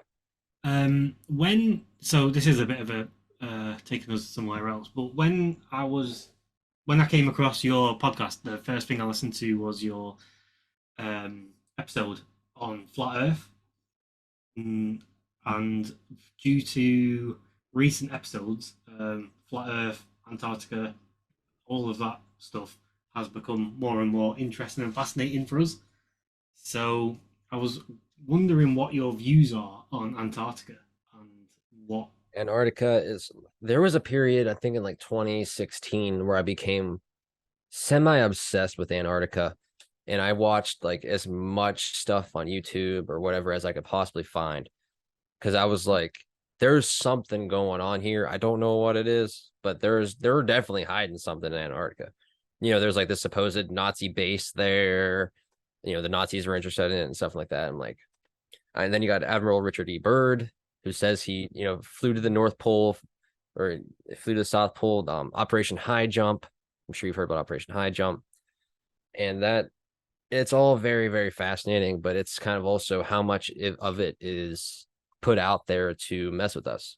Exactly. That's what I thought with the Nazi base side of it. Like, what's easier to say to us to believe, make us believe than a Nazi base?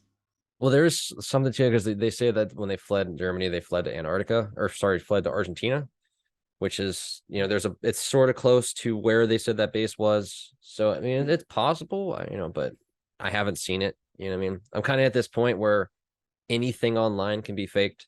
I think they've had these deep fake technologies and Photoshop type technologies for 30, 40, 50 years. I think since it's here now. Like they always say that, the governments and intelligence agencies have stuff that's 50 years advanced. It's okay if 50 years ago from today is, 1973. And it's like, okay, well, how much of that is fake? What came out around that time? The Zapruder film, the JFK assassination. And there's a lot of people that say that's fake.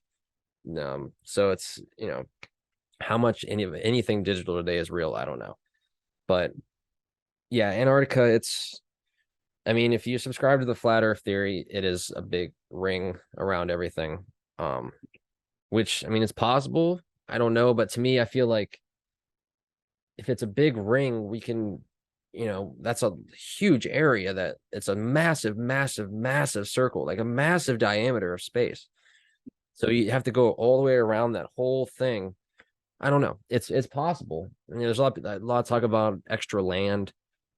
Like I'm sure you've seen the maps, right? Where you got us in the middle and then a ring and then more land and then another ring.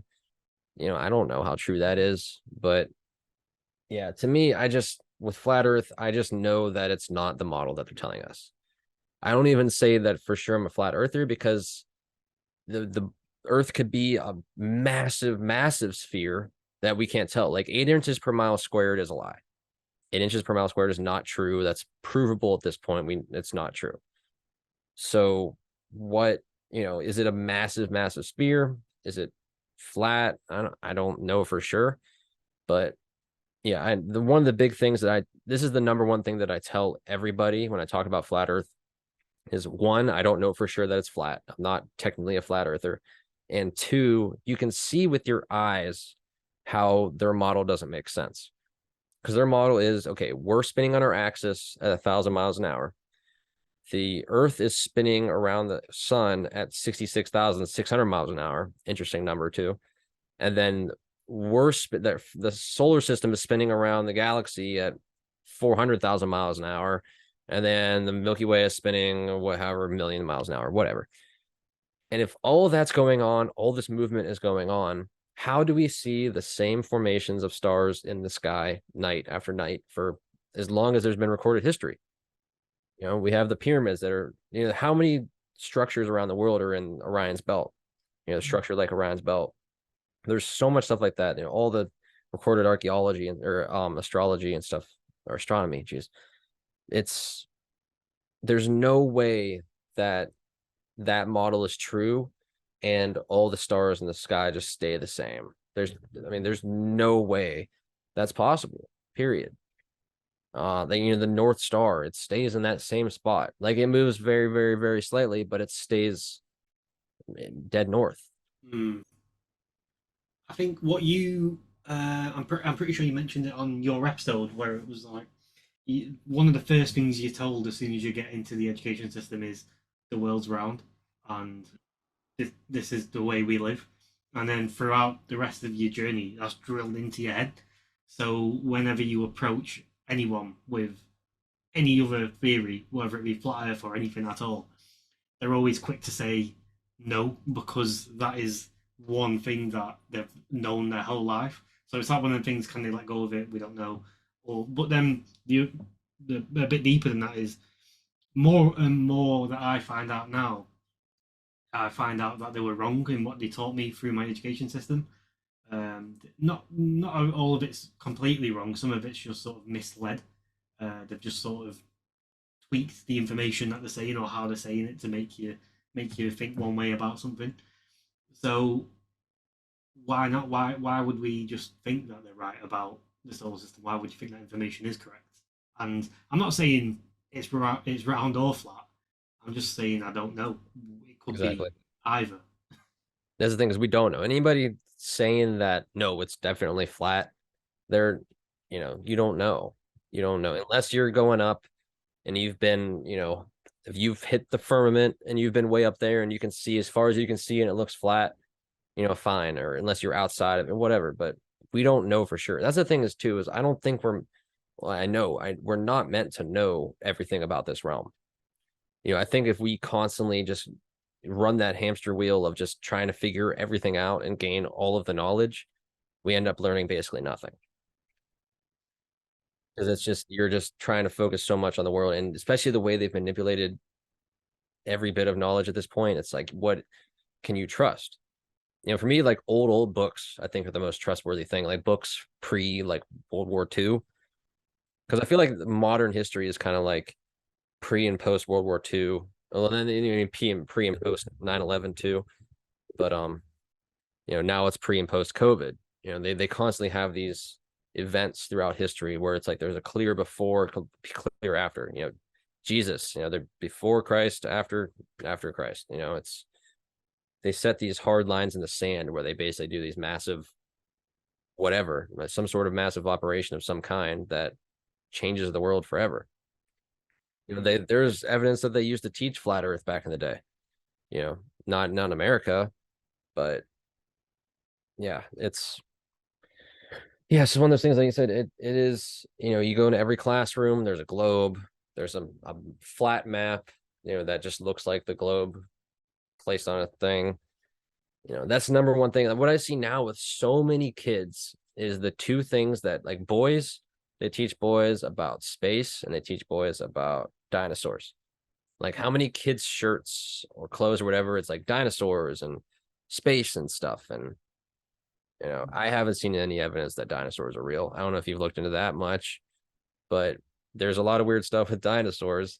Like, the Smithsonian, all of the dinosaur skeletons that are in museums are fake. All of them are. And then they ask you, or you ask them, and they're like, "Oh, we have all the real stuff in the back or whatever." And then there's no real stuff though. That's the thing. It's all, large other bones or something. And I think if there were dinosaurs, they were simply just very large reptiles or something like that lived alongside man. I think that there were a lot more larger, and I think people were bigger. I think animals were bigger, plants were bigger. Some of these they look like small mountains or even hills or something.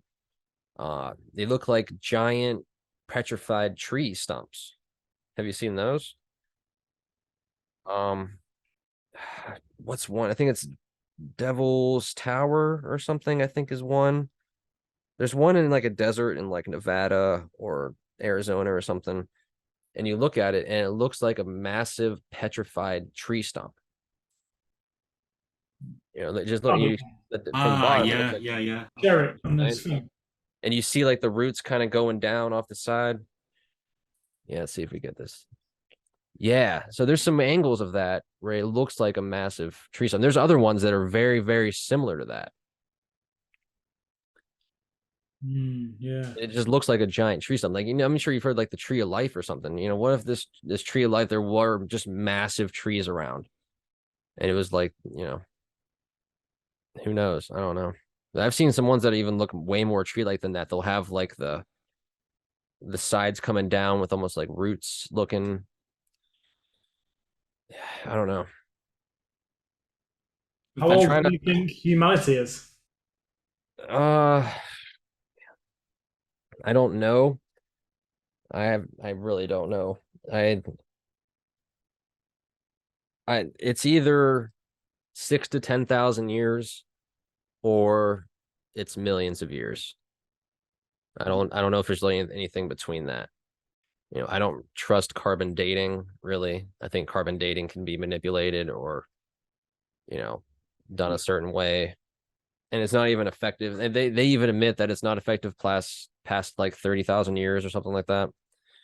So you have to trust their dating systems for that, and I don't. But there's like there's a hammer. I think it's called the London hammer, actually. Hammer that was encased in stone that they dated, and it was supposedly 100 million years old. I think it's called the London hammer. Oh yeah, London Hammer. How old did he say it was? Sorry. I think it was supposed to be like 100 million years old. I know it's in the millions. I don't remember exactly how much. 400 million years old. Yeah, it's even more than I thought. That's what they say, but then it's like, how do they date that? Yeah. That doesn't. I don't know for sure. I mean, there is clearly a hammer that's encased in stone, but I think that's easier to do than people will give it credit for. But yeah, that's one that. 400 million, did you say, Ken? 400 million, yeah. But then when I hear things like that, in all honesty, I just think, what's the difference between 400 million and 200 million? Like, how Right. gauge that difference? I mean, a lot. I mean, that's a very, very long period of time. But to us, for where we are, it's just such a large number that it doesn't even matter, For us, 100 million years for us is just so off the charts that we can't even. Yeah, it doesn't even work. We can't comprehend it. Yeah, look how much society has changed in 20 years, 10 years, even 5 years. It's like, how much do you think goes on in 100 million years? Right, yeah. Yeah, you can't comprehend 100 million. I don't think I can comprehend a million years. Yeah, I mean, that's so much time. That's so much time. You can't even. We've only been here for 30, 40 years. We can literally only comprehend what we've seen. Exactly. Because it's even realistically, it is hard to comprehend like what was life like pre World War II.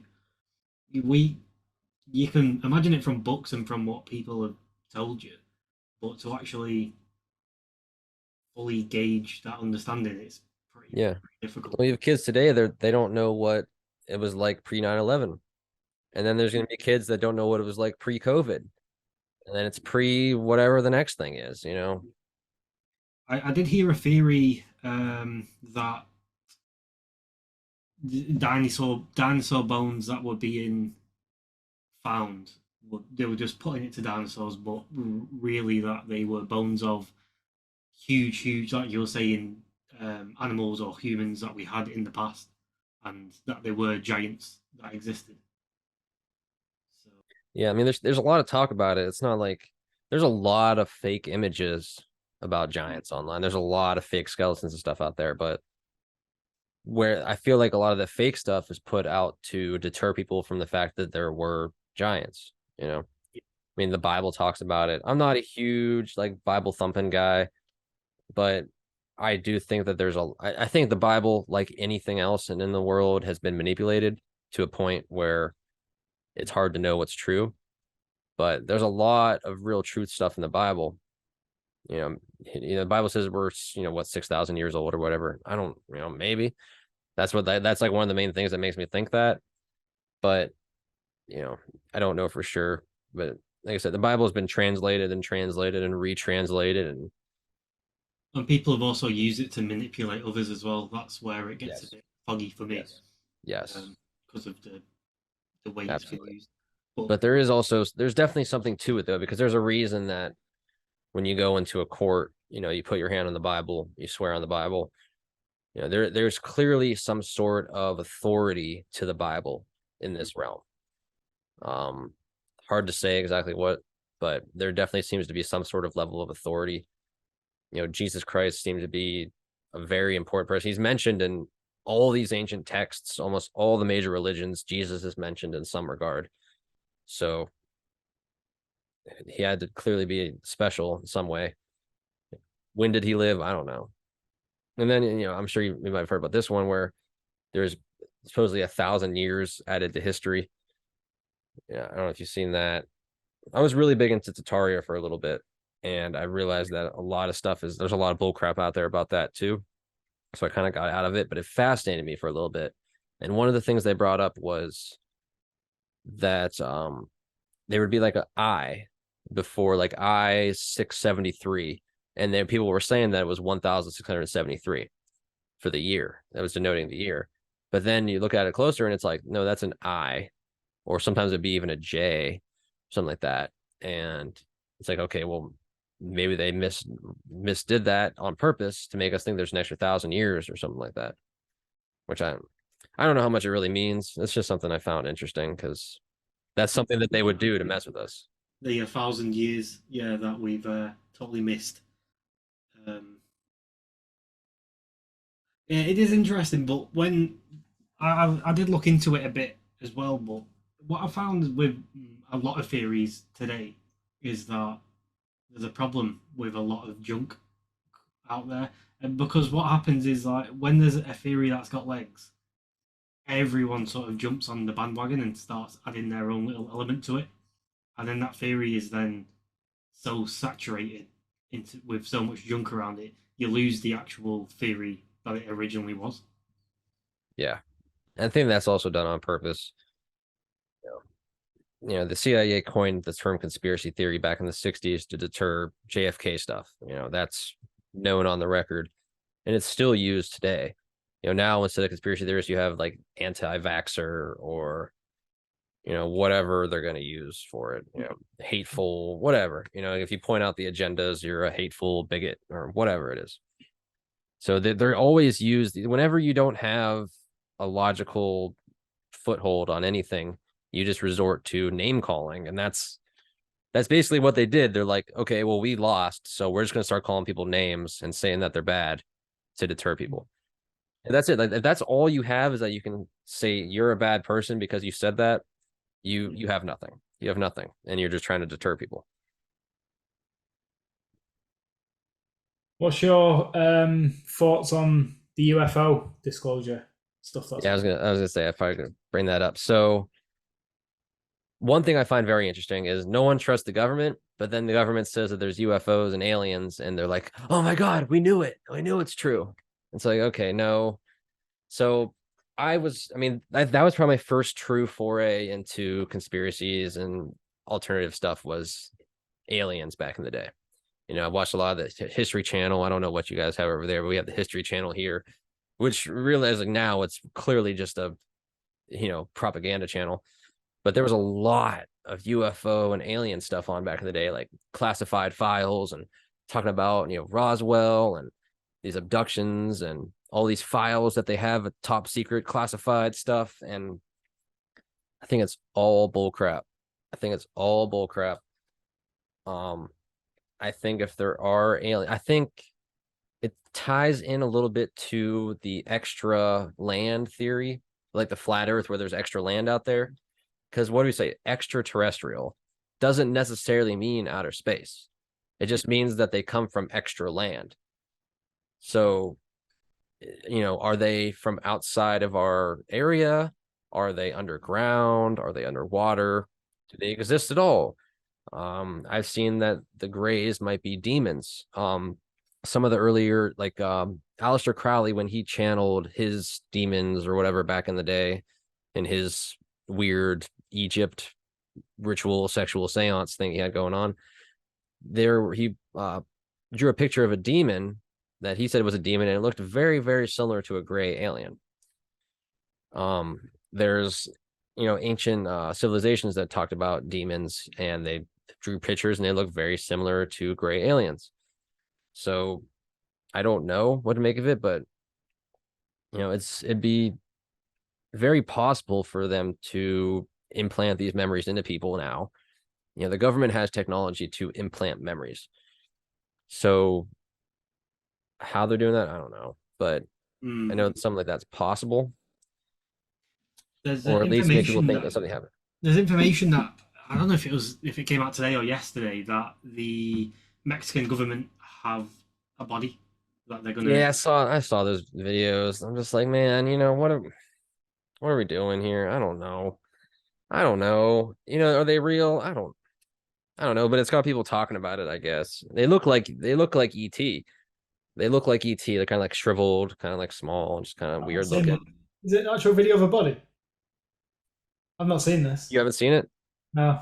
Yeah, it's basically just like some bodies and caskets that are kind of like short and look all like dried up and like It they looks look like like ET. if you were going to counterfeit an argument that you've got an alien, this is what you would have Oh. done.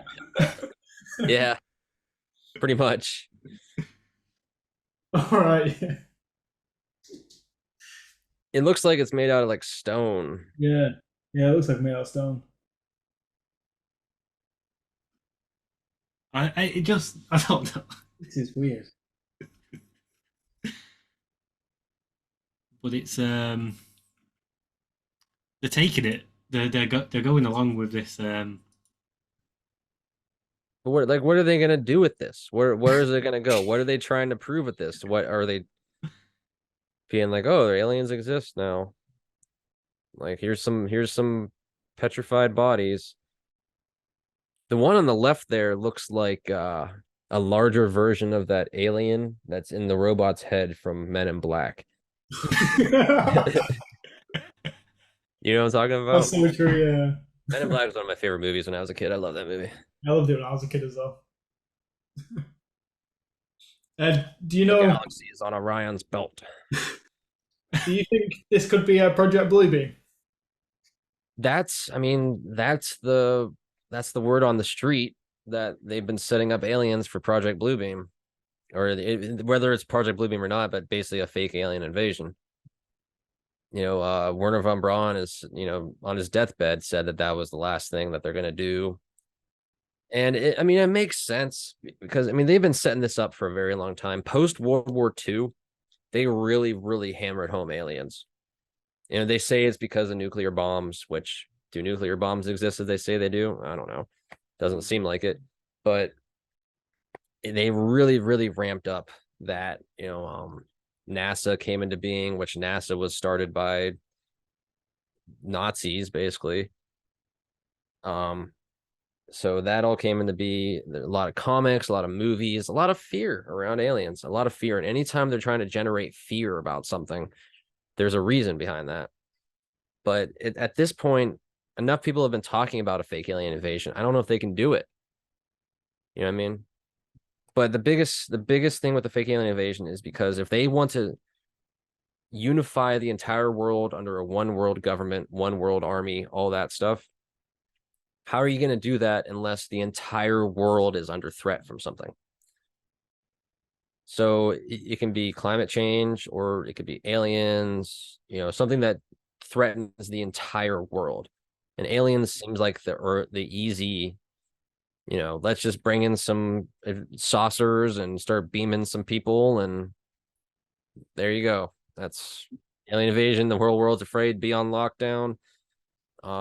We can only do this with a one world government. We got to pool all our armies together to fight this threat. Ronald Reagan made a speech in the 80s to the UN about it, where he's like, I wonder how it's different. I wonder how quickly our differences would subside if we faced an alien threat from outside this world.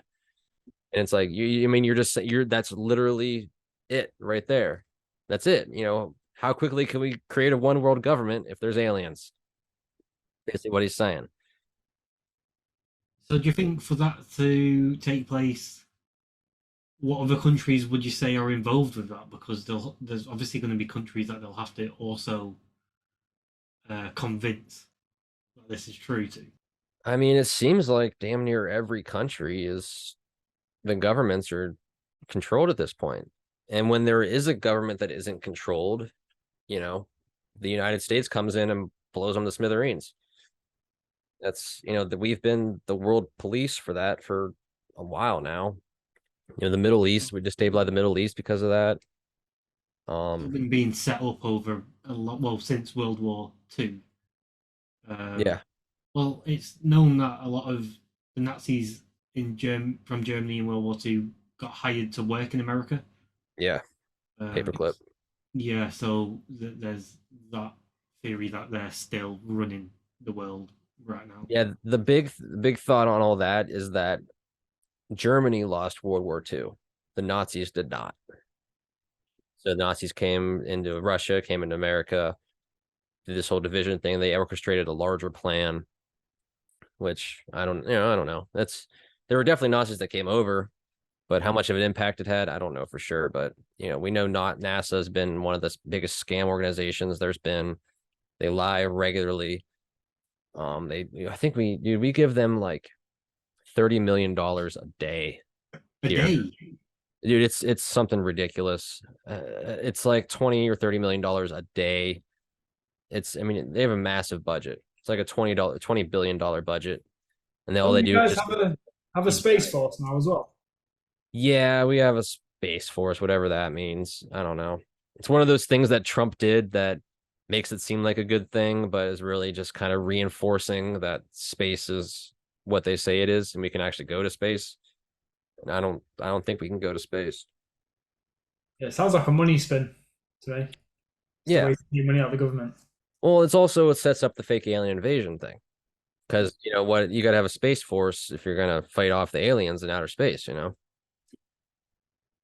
Yeah, setting up a space force is the same as preparing for battle, right? In space. Exactly. Yeah, it's one of those little things that Trump did that, it doesn't affect us quite a bit, but it doesn't affect anything until it affects something. Just one of those little things that are there. Yeah. You're easy to be overlooked until you need to look at it. Yeah, there's a lot of people over here that still love Trump. I think a lot of truthers had a spell, they had a moment where they're like, you know what, Trump is just doing a lot of good things, and he did do a lot of great things. He reversed a lot of crappy things. He made trading better. Like gas was cheap here. A lot of things were better for those couple of years. The political climate was hell. I mean, it was terrible. It was just constant division. But you can't, like, if you still support the guy after he is patting himself on the back over Operation Warp Speed and getting out the vaccine, you're not seeing it. You're not seeing it, because that dude still thinks he's the father of the vaccine and all this stuff. I'm just like, no, man, I don't know. People think he's like the second coming of Jesus and stuff. And I'm like, it's not, man. It's not. He's playing. I mean, he is doing a hell of a job at his role. He is playing such a good role. He's doing such a good job at it. He's fooled a lot of people. Well, that's what was needed, though, right? Was someone to be the hero for half of the country. Yep, it really is. That we have the whole Q thing still going on. I see people post on Twitter all the time about like Q, whatever Q, and there's a military force. Basically, the idea is that there's this military force that are of good guys within the government and stuff that are arresting people and doing all this stuff. I'm just like, I don't know, man.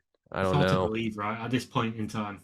Yeah, because I don't know. I remember when Q first started, and I was like, okay, I was into it for like 3 days, and I was like, okay, there's something here. There's some good information. This stuff coincides. It's pretty interesting. And then it just kind of hit. I'm like, oh man, this seems like a big time setup, like big time setup. You're getting people all riled up. There's also something too.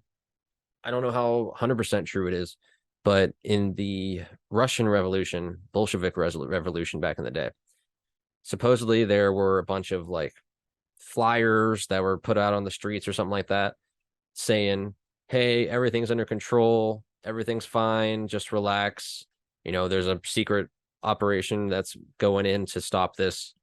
And everyone was like, okay. And then nothing happened, and everyone just sat back and let the Bolsheviks take over.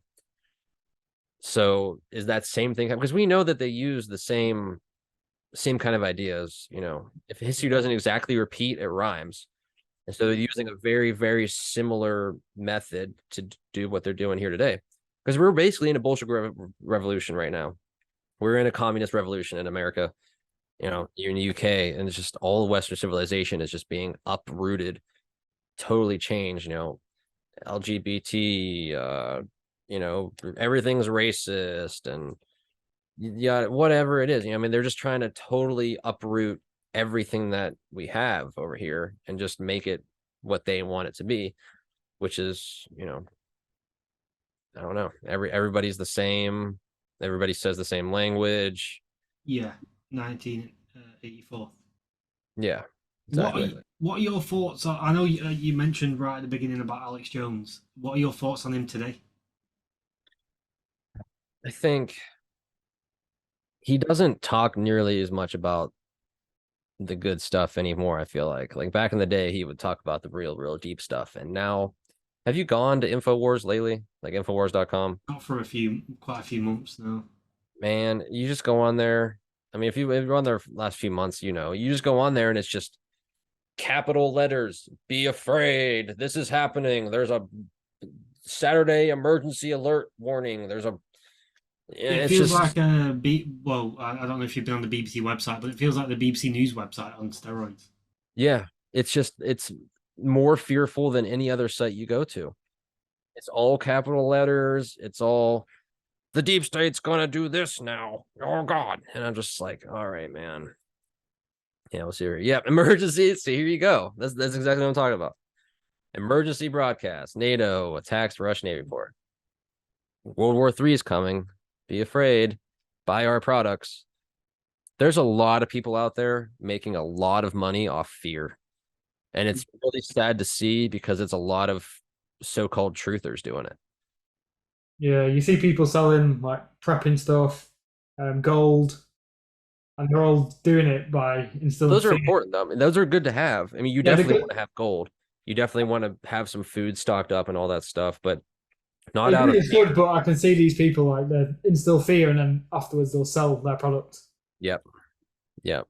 Oh, the new world order's coming. How are you going to defeat the new world order? You got to do that. Now, I think if you're doing that, if you're presenting true good solutions, then that's great. Oh, he left. But a lot of people aren't creating true good solutions. They're, like you say, they're just selling their products. You know what I mean? And yeah, there's a lot of good products that, will help people, help detox or do whatever. But if you're just using fear to sell it, that's what one thing I tell Tim all the time with our products. It's like, we can't sell stuff out of fear. We have to, there's a natural fear, because if you tell someone, hey, all your food's poison, your water's been poisoned, the sky's been poisoned, there's definitely going to be an instant reaction of, oh my God, I'm afraid kind of thing. But you have to immediately be like, okay, well, here's what you can do. You can start drinking clean water. You can start growing your own food. You can, get a good air purifier. It's not even necessarily get good exercise. It's not necessarily about selling products. It's about helping people be healthier. And, the people that really hard hit home fear to do that it's unfortunate. It's unfortunate. This is not the way to do it. It's not the way to do it. There's enough fear out there. Yeah, it's just they're bouncing off each other, and it's just getting crazy. And then what do you think about Joe Rogan? Because I keep flicking between I like him, no he's compromised, no he's not compromised, and now I don't know. Yeah, I don't trust him, because the dude, I mean, you don't think that we didn't go to the moon and then think that we went to the moon. I've never heard any other person that was awake to that and then flipped back. He's the only person I've ever seen that was like, he was so gung-ho back in the day. Like, no, we didn't go to the moon. There's no way. Look at this, look at that. And now he talked to Neil deGrasse Tyson. So, oh geez, we definitely went to the moon. So that, yeah, I don't know. I used to listen to Rogan. A lot of people listen to Rogan back in the day, but it was like as soon as he went over to Spotify, it was like there was a clear difference. I think when he had Alex Jones on very first episode, it was kind of like throwing a bone to us, be like, no, I'm still a truther. I'm not bought by the system. Look, I got Alex Jones on first episode. No one's going to tell me what to do. But it's just he doesn't have nearly as many interesting people. Like, I don't care about talking to celebrity musicians or something. Like, I want, like Graham Hancock episodes. There's a Graham Hancock Randall Carlson episodes and stuff like that. Dude, those were amazing, man. So Like there's that actually really. an unreleased episode that he's done with. Was it with Graham and Randall, or Randall Carlson. just with Randall? He's Yeah. recorded it, but he didn't release it. Really? Malcolm, is it Malcolm Bendel? Bendel, yeah, Malcolm Bendel and Randall Carlson talking about their Malcolm's new. What was it called? I forgot what it was called. It's a new way to produce energy, a more efficient way, based on ancient technologies. Oh man, yeah, they don't want that getting out. They don't Yeah. want people knowing that stuff, man. That's one thing that'll get you taken out pretty quick.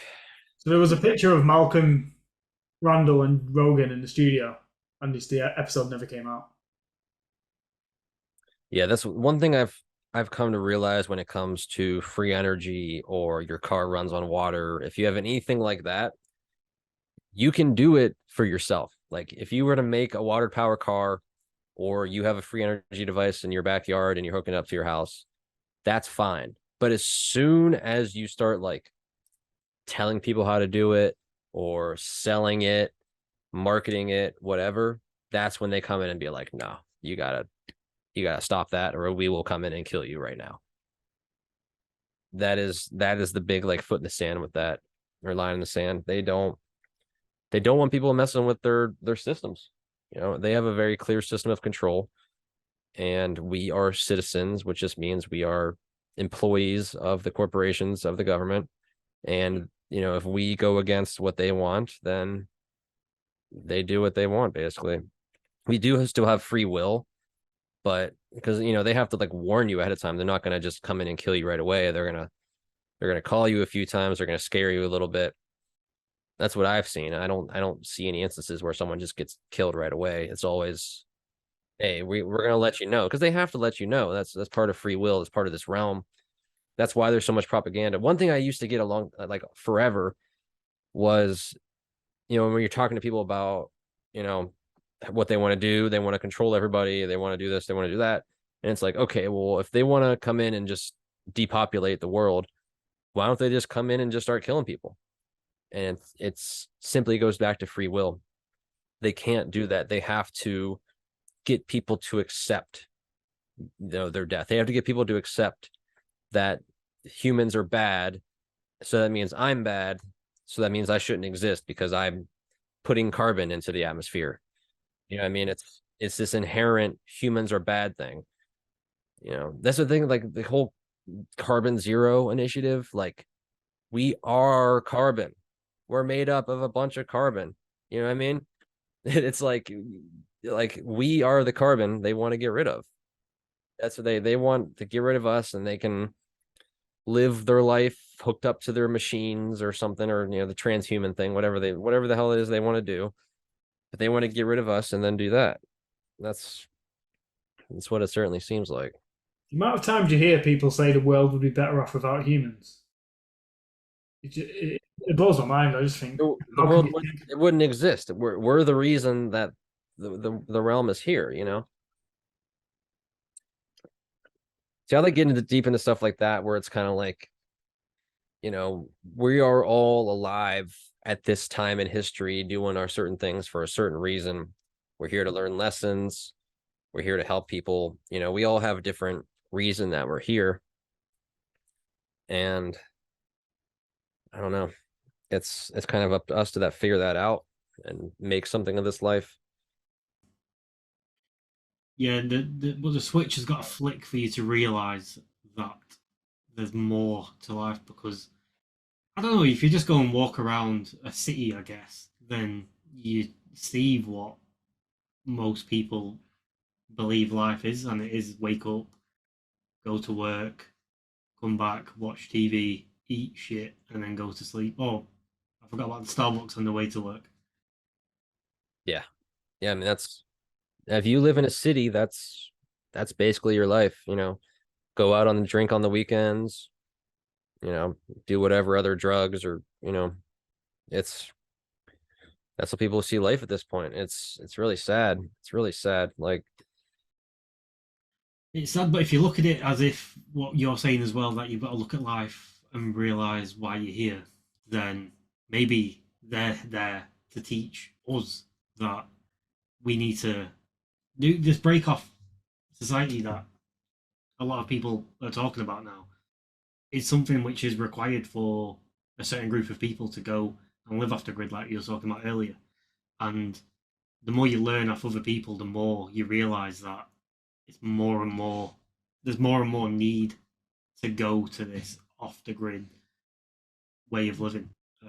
So you can look at it as in like these people are here to teach us a lesson, and we need to go and, I guess, jumpstart that side of things.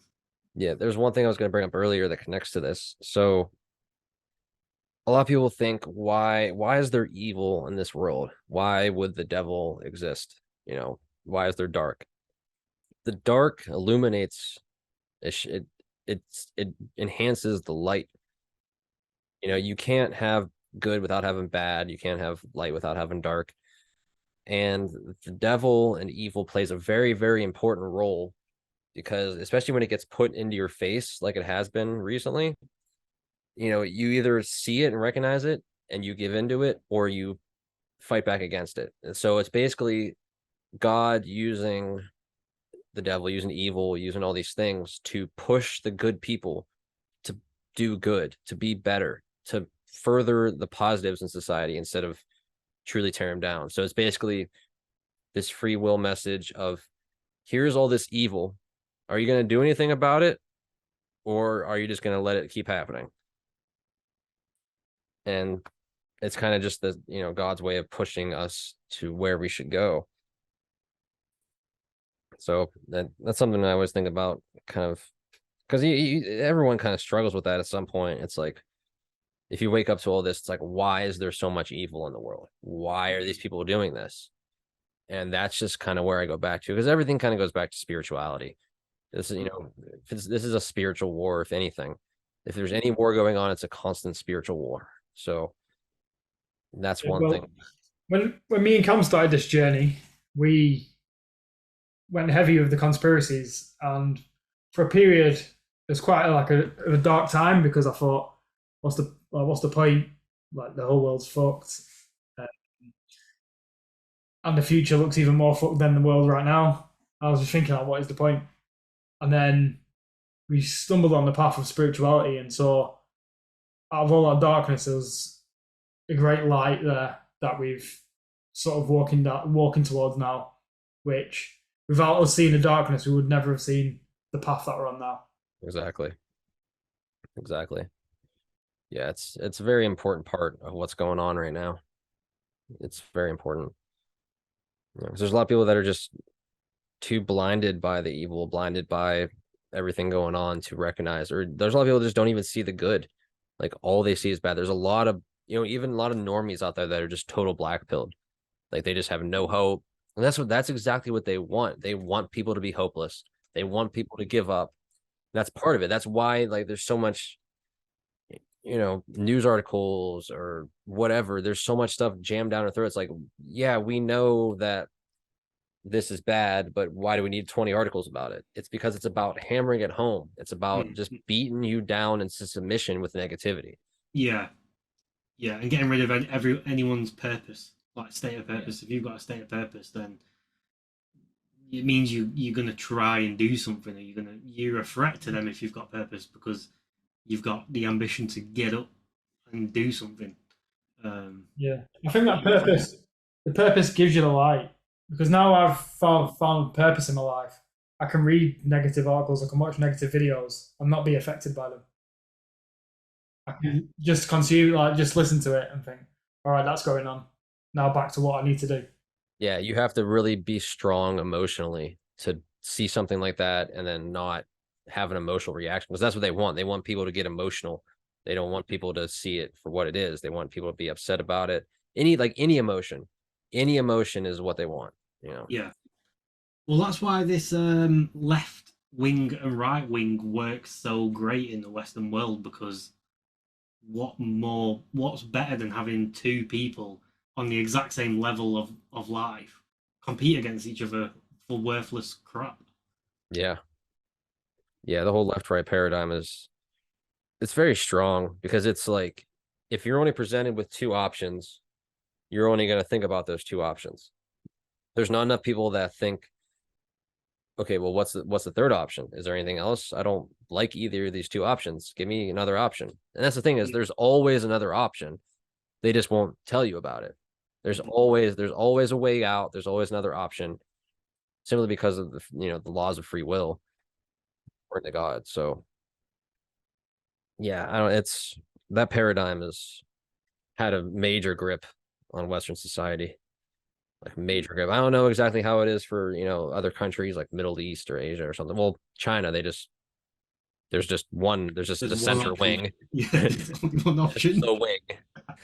So yeah. Right. Shall we wrap this one up here? We're on the just over 2 hour mark. Yeah, yeah, that was really good. Thank you, Nick. yeah, man, that was a blast. Cheers, Nick. That was amazing. Thanks for coming on. Yeah, man, it was fun. And this is the first like real like multi-person podcast I've done, so it's cool to get on and have a cool conversation. So all right, you'd seem like you've done it before, like the way you come across, like you just seem natural at it, I guess. yeah, maybe I should be doing it more. So I should. I know I should. It's been almost exactly a year since my last episode came out. So wow, it's been a year. Yeah, it's been quite a while. I just been focusing on other stuff. I don't know. Because I just kind of I kind of hit like with my website, I kind of hit this wall where I was like, am I really doing anything with this? Am I influencing anybody, or am I just stressing myself out? I wasn't stressed out doing the podcast. I liked talking and I liked doing the podcast, but it's like, am I just running the wheel or am I actually impacting things? And I kind of just got to this point where I got more. That's when I started really, really focusing on the microgreens, like really setting up my business. So I kind of just went from that because at a point I was like, if I can do podcasting for a living, being able to talk and help people like that, that's great. Because I always wanted to have a business. I always wanted to kind of do my own thing, but it had to be something where I'm actually providing value. Like right now with my microgreens, I'm providing people with healthy, nutritious, clean food. That to me is absolutely worth the value, what I charge. So if I can make a living doing that, but on a podcasting, it's just fun. It's just Have you fun. considered doing a YouTube channel about your microgreens? Yeah, I've thought about that. There's a lot of them out there though. And I'm just like, if I'm not going to put something out there, if there's not something different I can offer, like podcasting, I feel like I can offer a different perspective. I don't see, and I haven't come across any podcast or anyone that's talking that has the exact same perspective as me. So I think having a different perspective on things is important. Like you can only show how many ways to grow a tray of broccoli microgreens or something like that. You know what I mean? There's only so many ways that you can do it. And there's so many resources out there on it. Like I do want to teach like classes. I want to focus more on the teaching classes to kids aspect of that rather than making like a YouTube channel or something like that. Or I don't know, maybe make a kids YouTube channel on it. I don't know. But I'm not big on like video editing and stuff like that. Kids' YouTube's full of absolute junk. Oh, that's what I was going to bring up earlier when I was talking about my kid my friend's kid that just watched YouTube with the advertisement and that thing. She just hands him the phone, and there's some weird stuff on YouTube Kids, like really weird stuff. Like he will watch on repeat a video of the Fox, the Fox theme, like before a movie plays. Oh yeah. That Fox theme. And he'll watch it, and there's like this video, and it's just the theme distorted, and it's distorted in all these ways, and it just keeps replaying and replaying and replaying, getting more and more distorted and weird. And he'll just keep there and listening to it. And there's like the same thing. There's like different, little jingles or whatever, anything like the McDonald's jingle or something like that, where it's just distorted and replayed and replayed. I'm just like, they're just like programming these kids. Like he's like 4 years old and half the words that he knows are just brands. Oh God.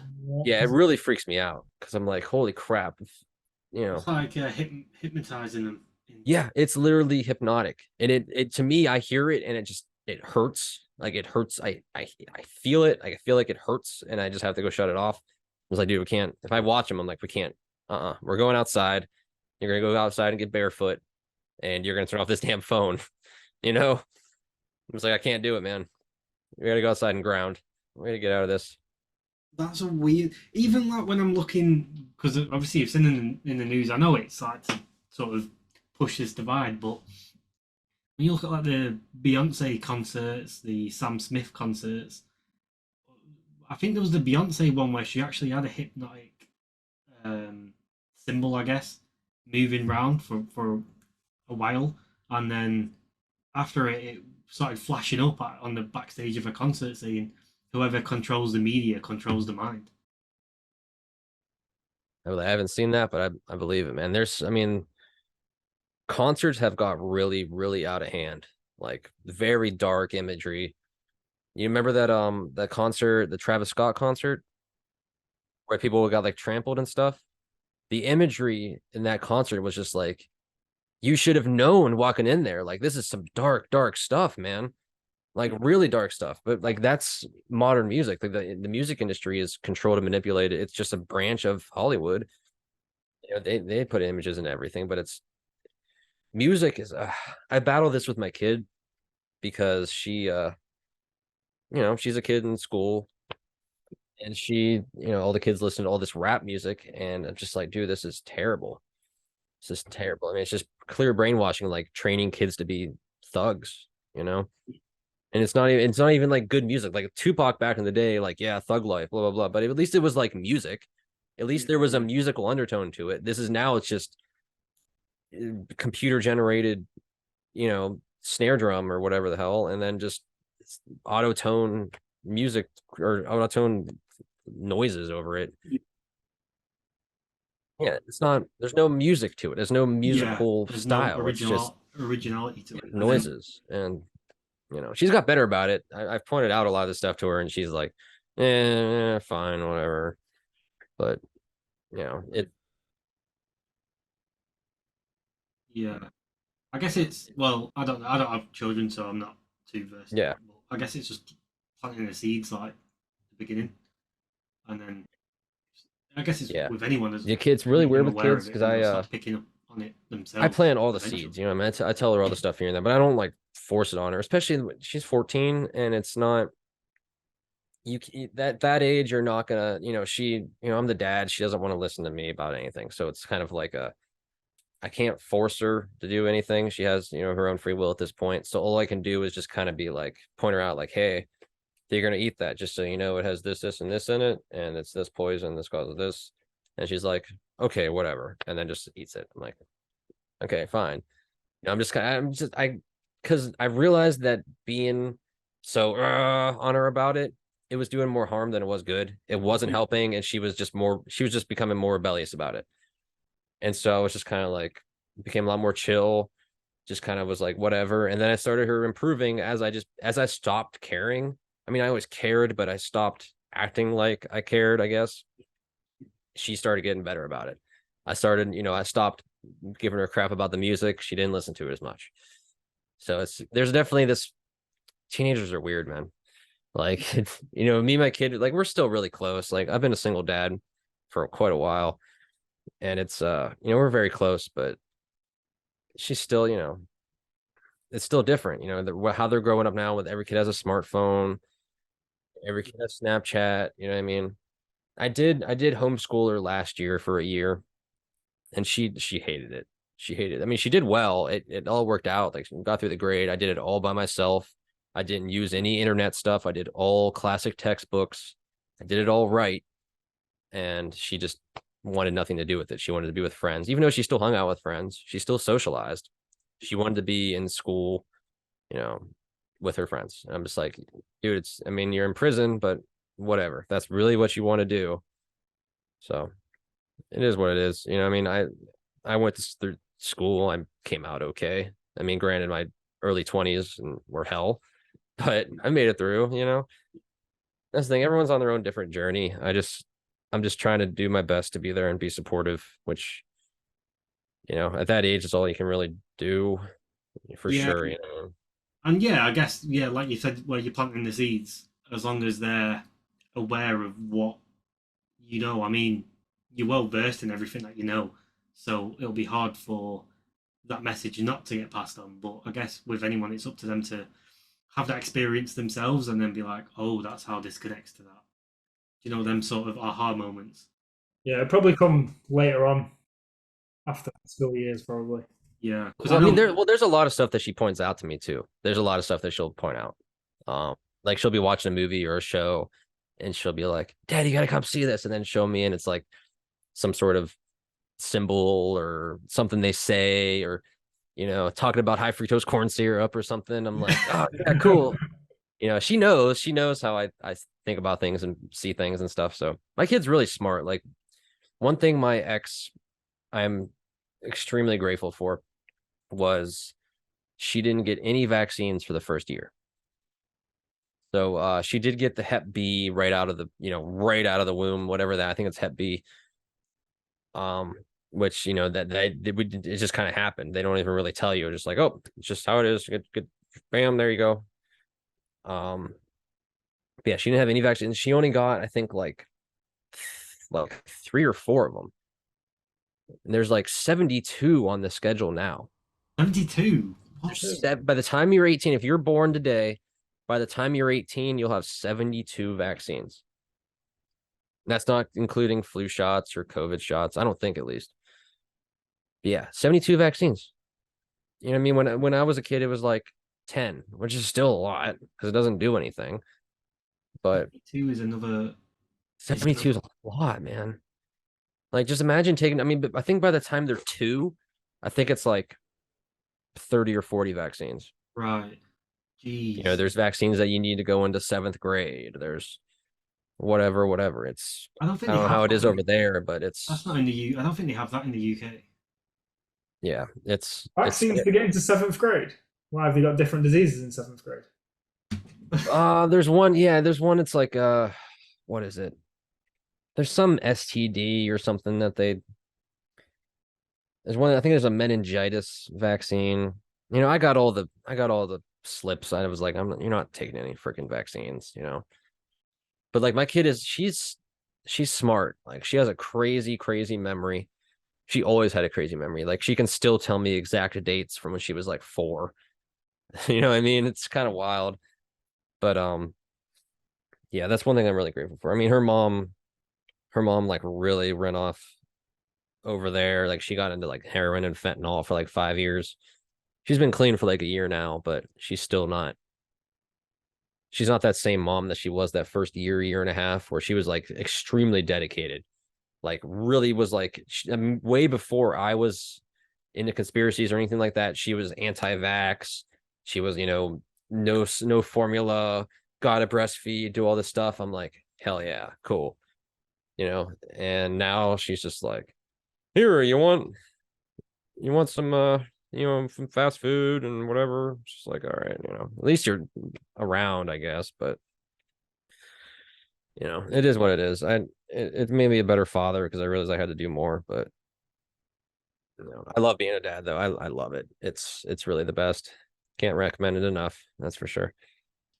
Yeah. Well, yeah. It's the next generation that you're building. Yeah, I want more kids for sure. I've been single for like 3 years. I mean, I've totally, over the last 3 years, I've totally changed who I am and what I want, 10 different times.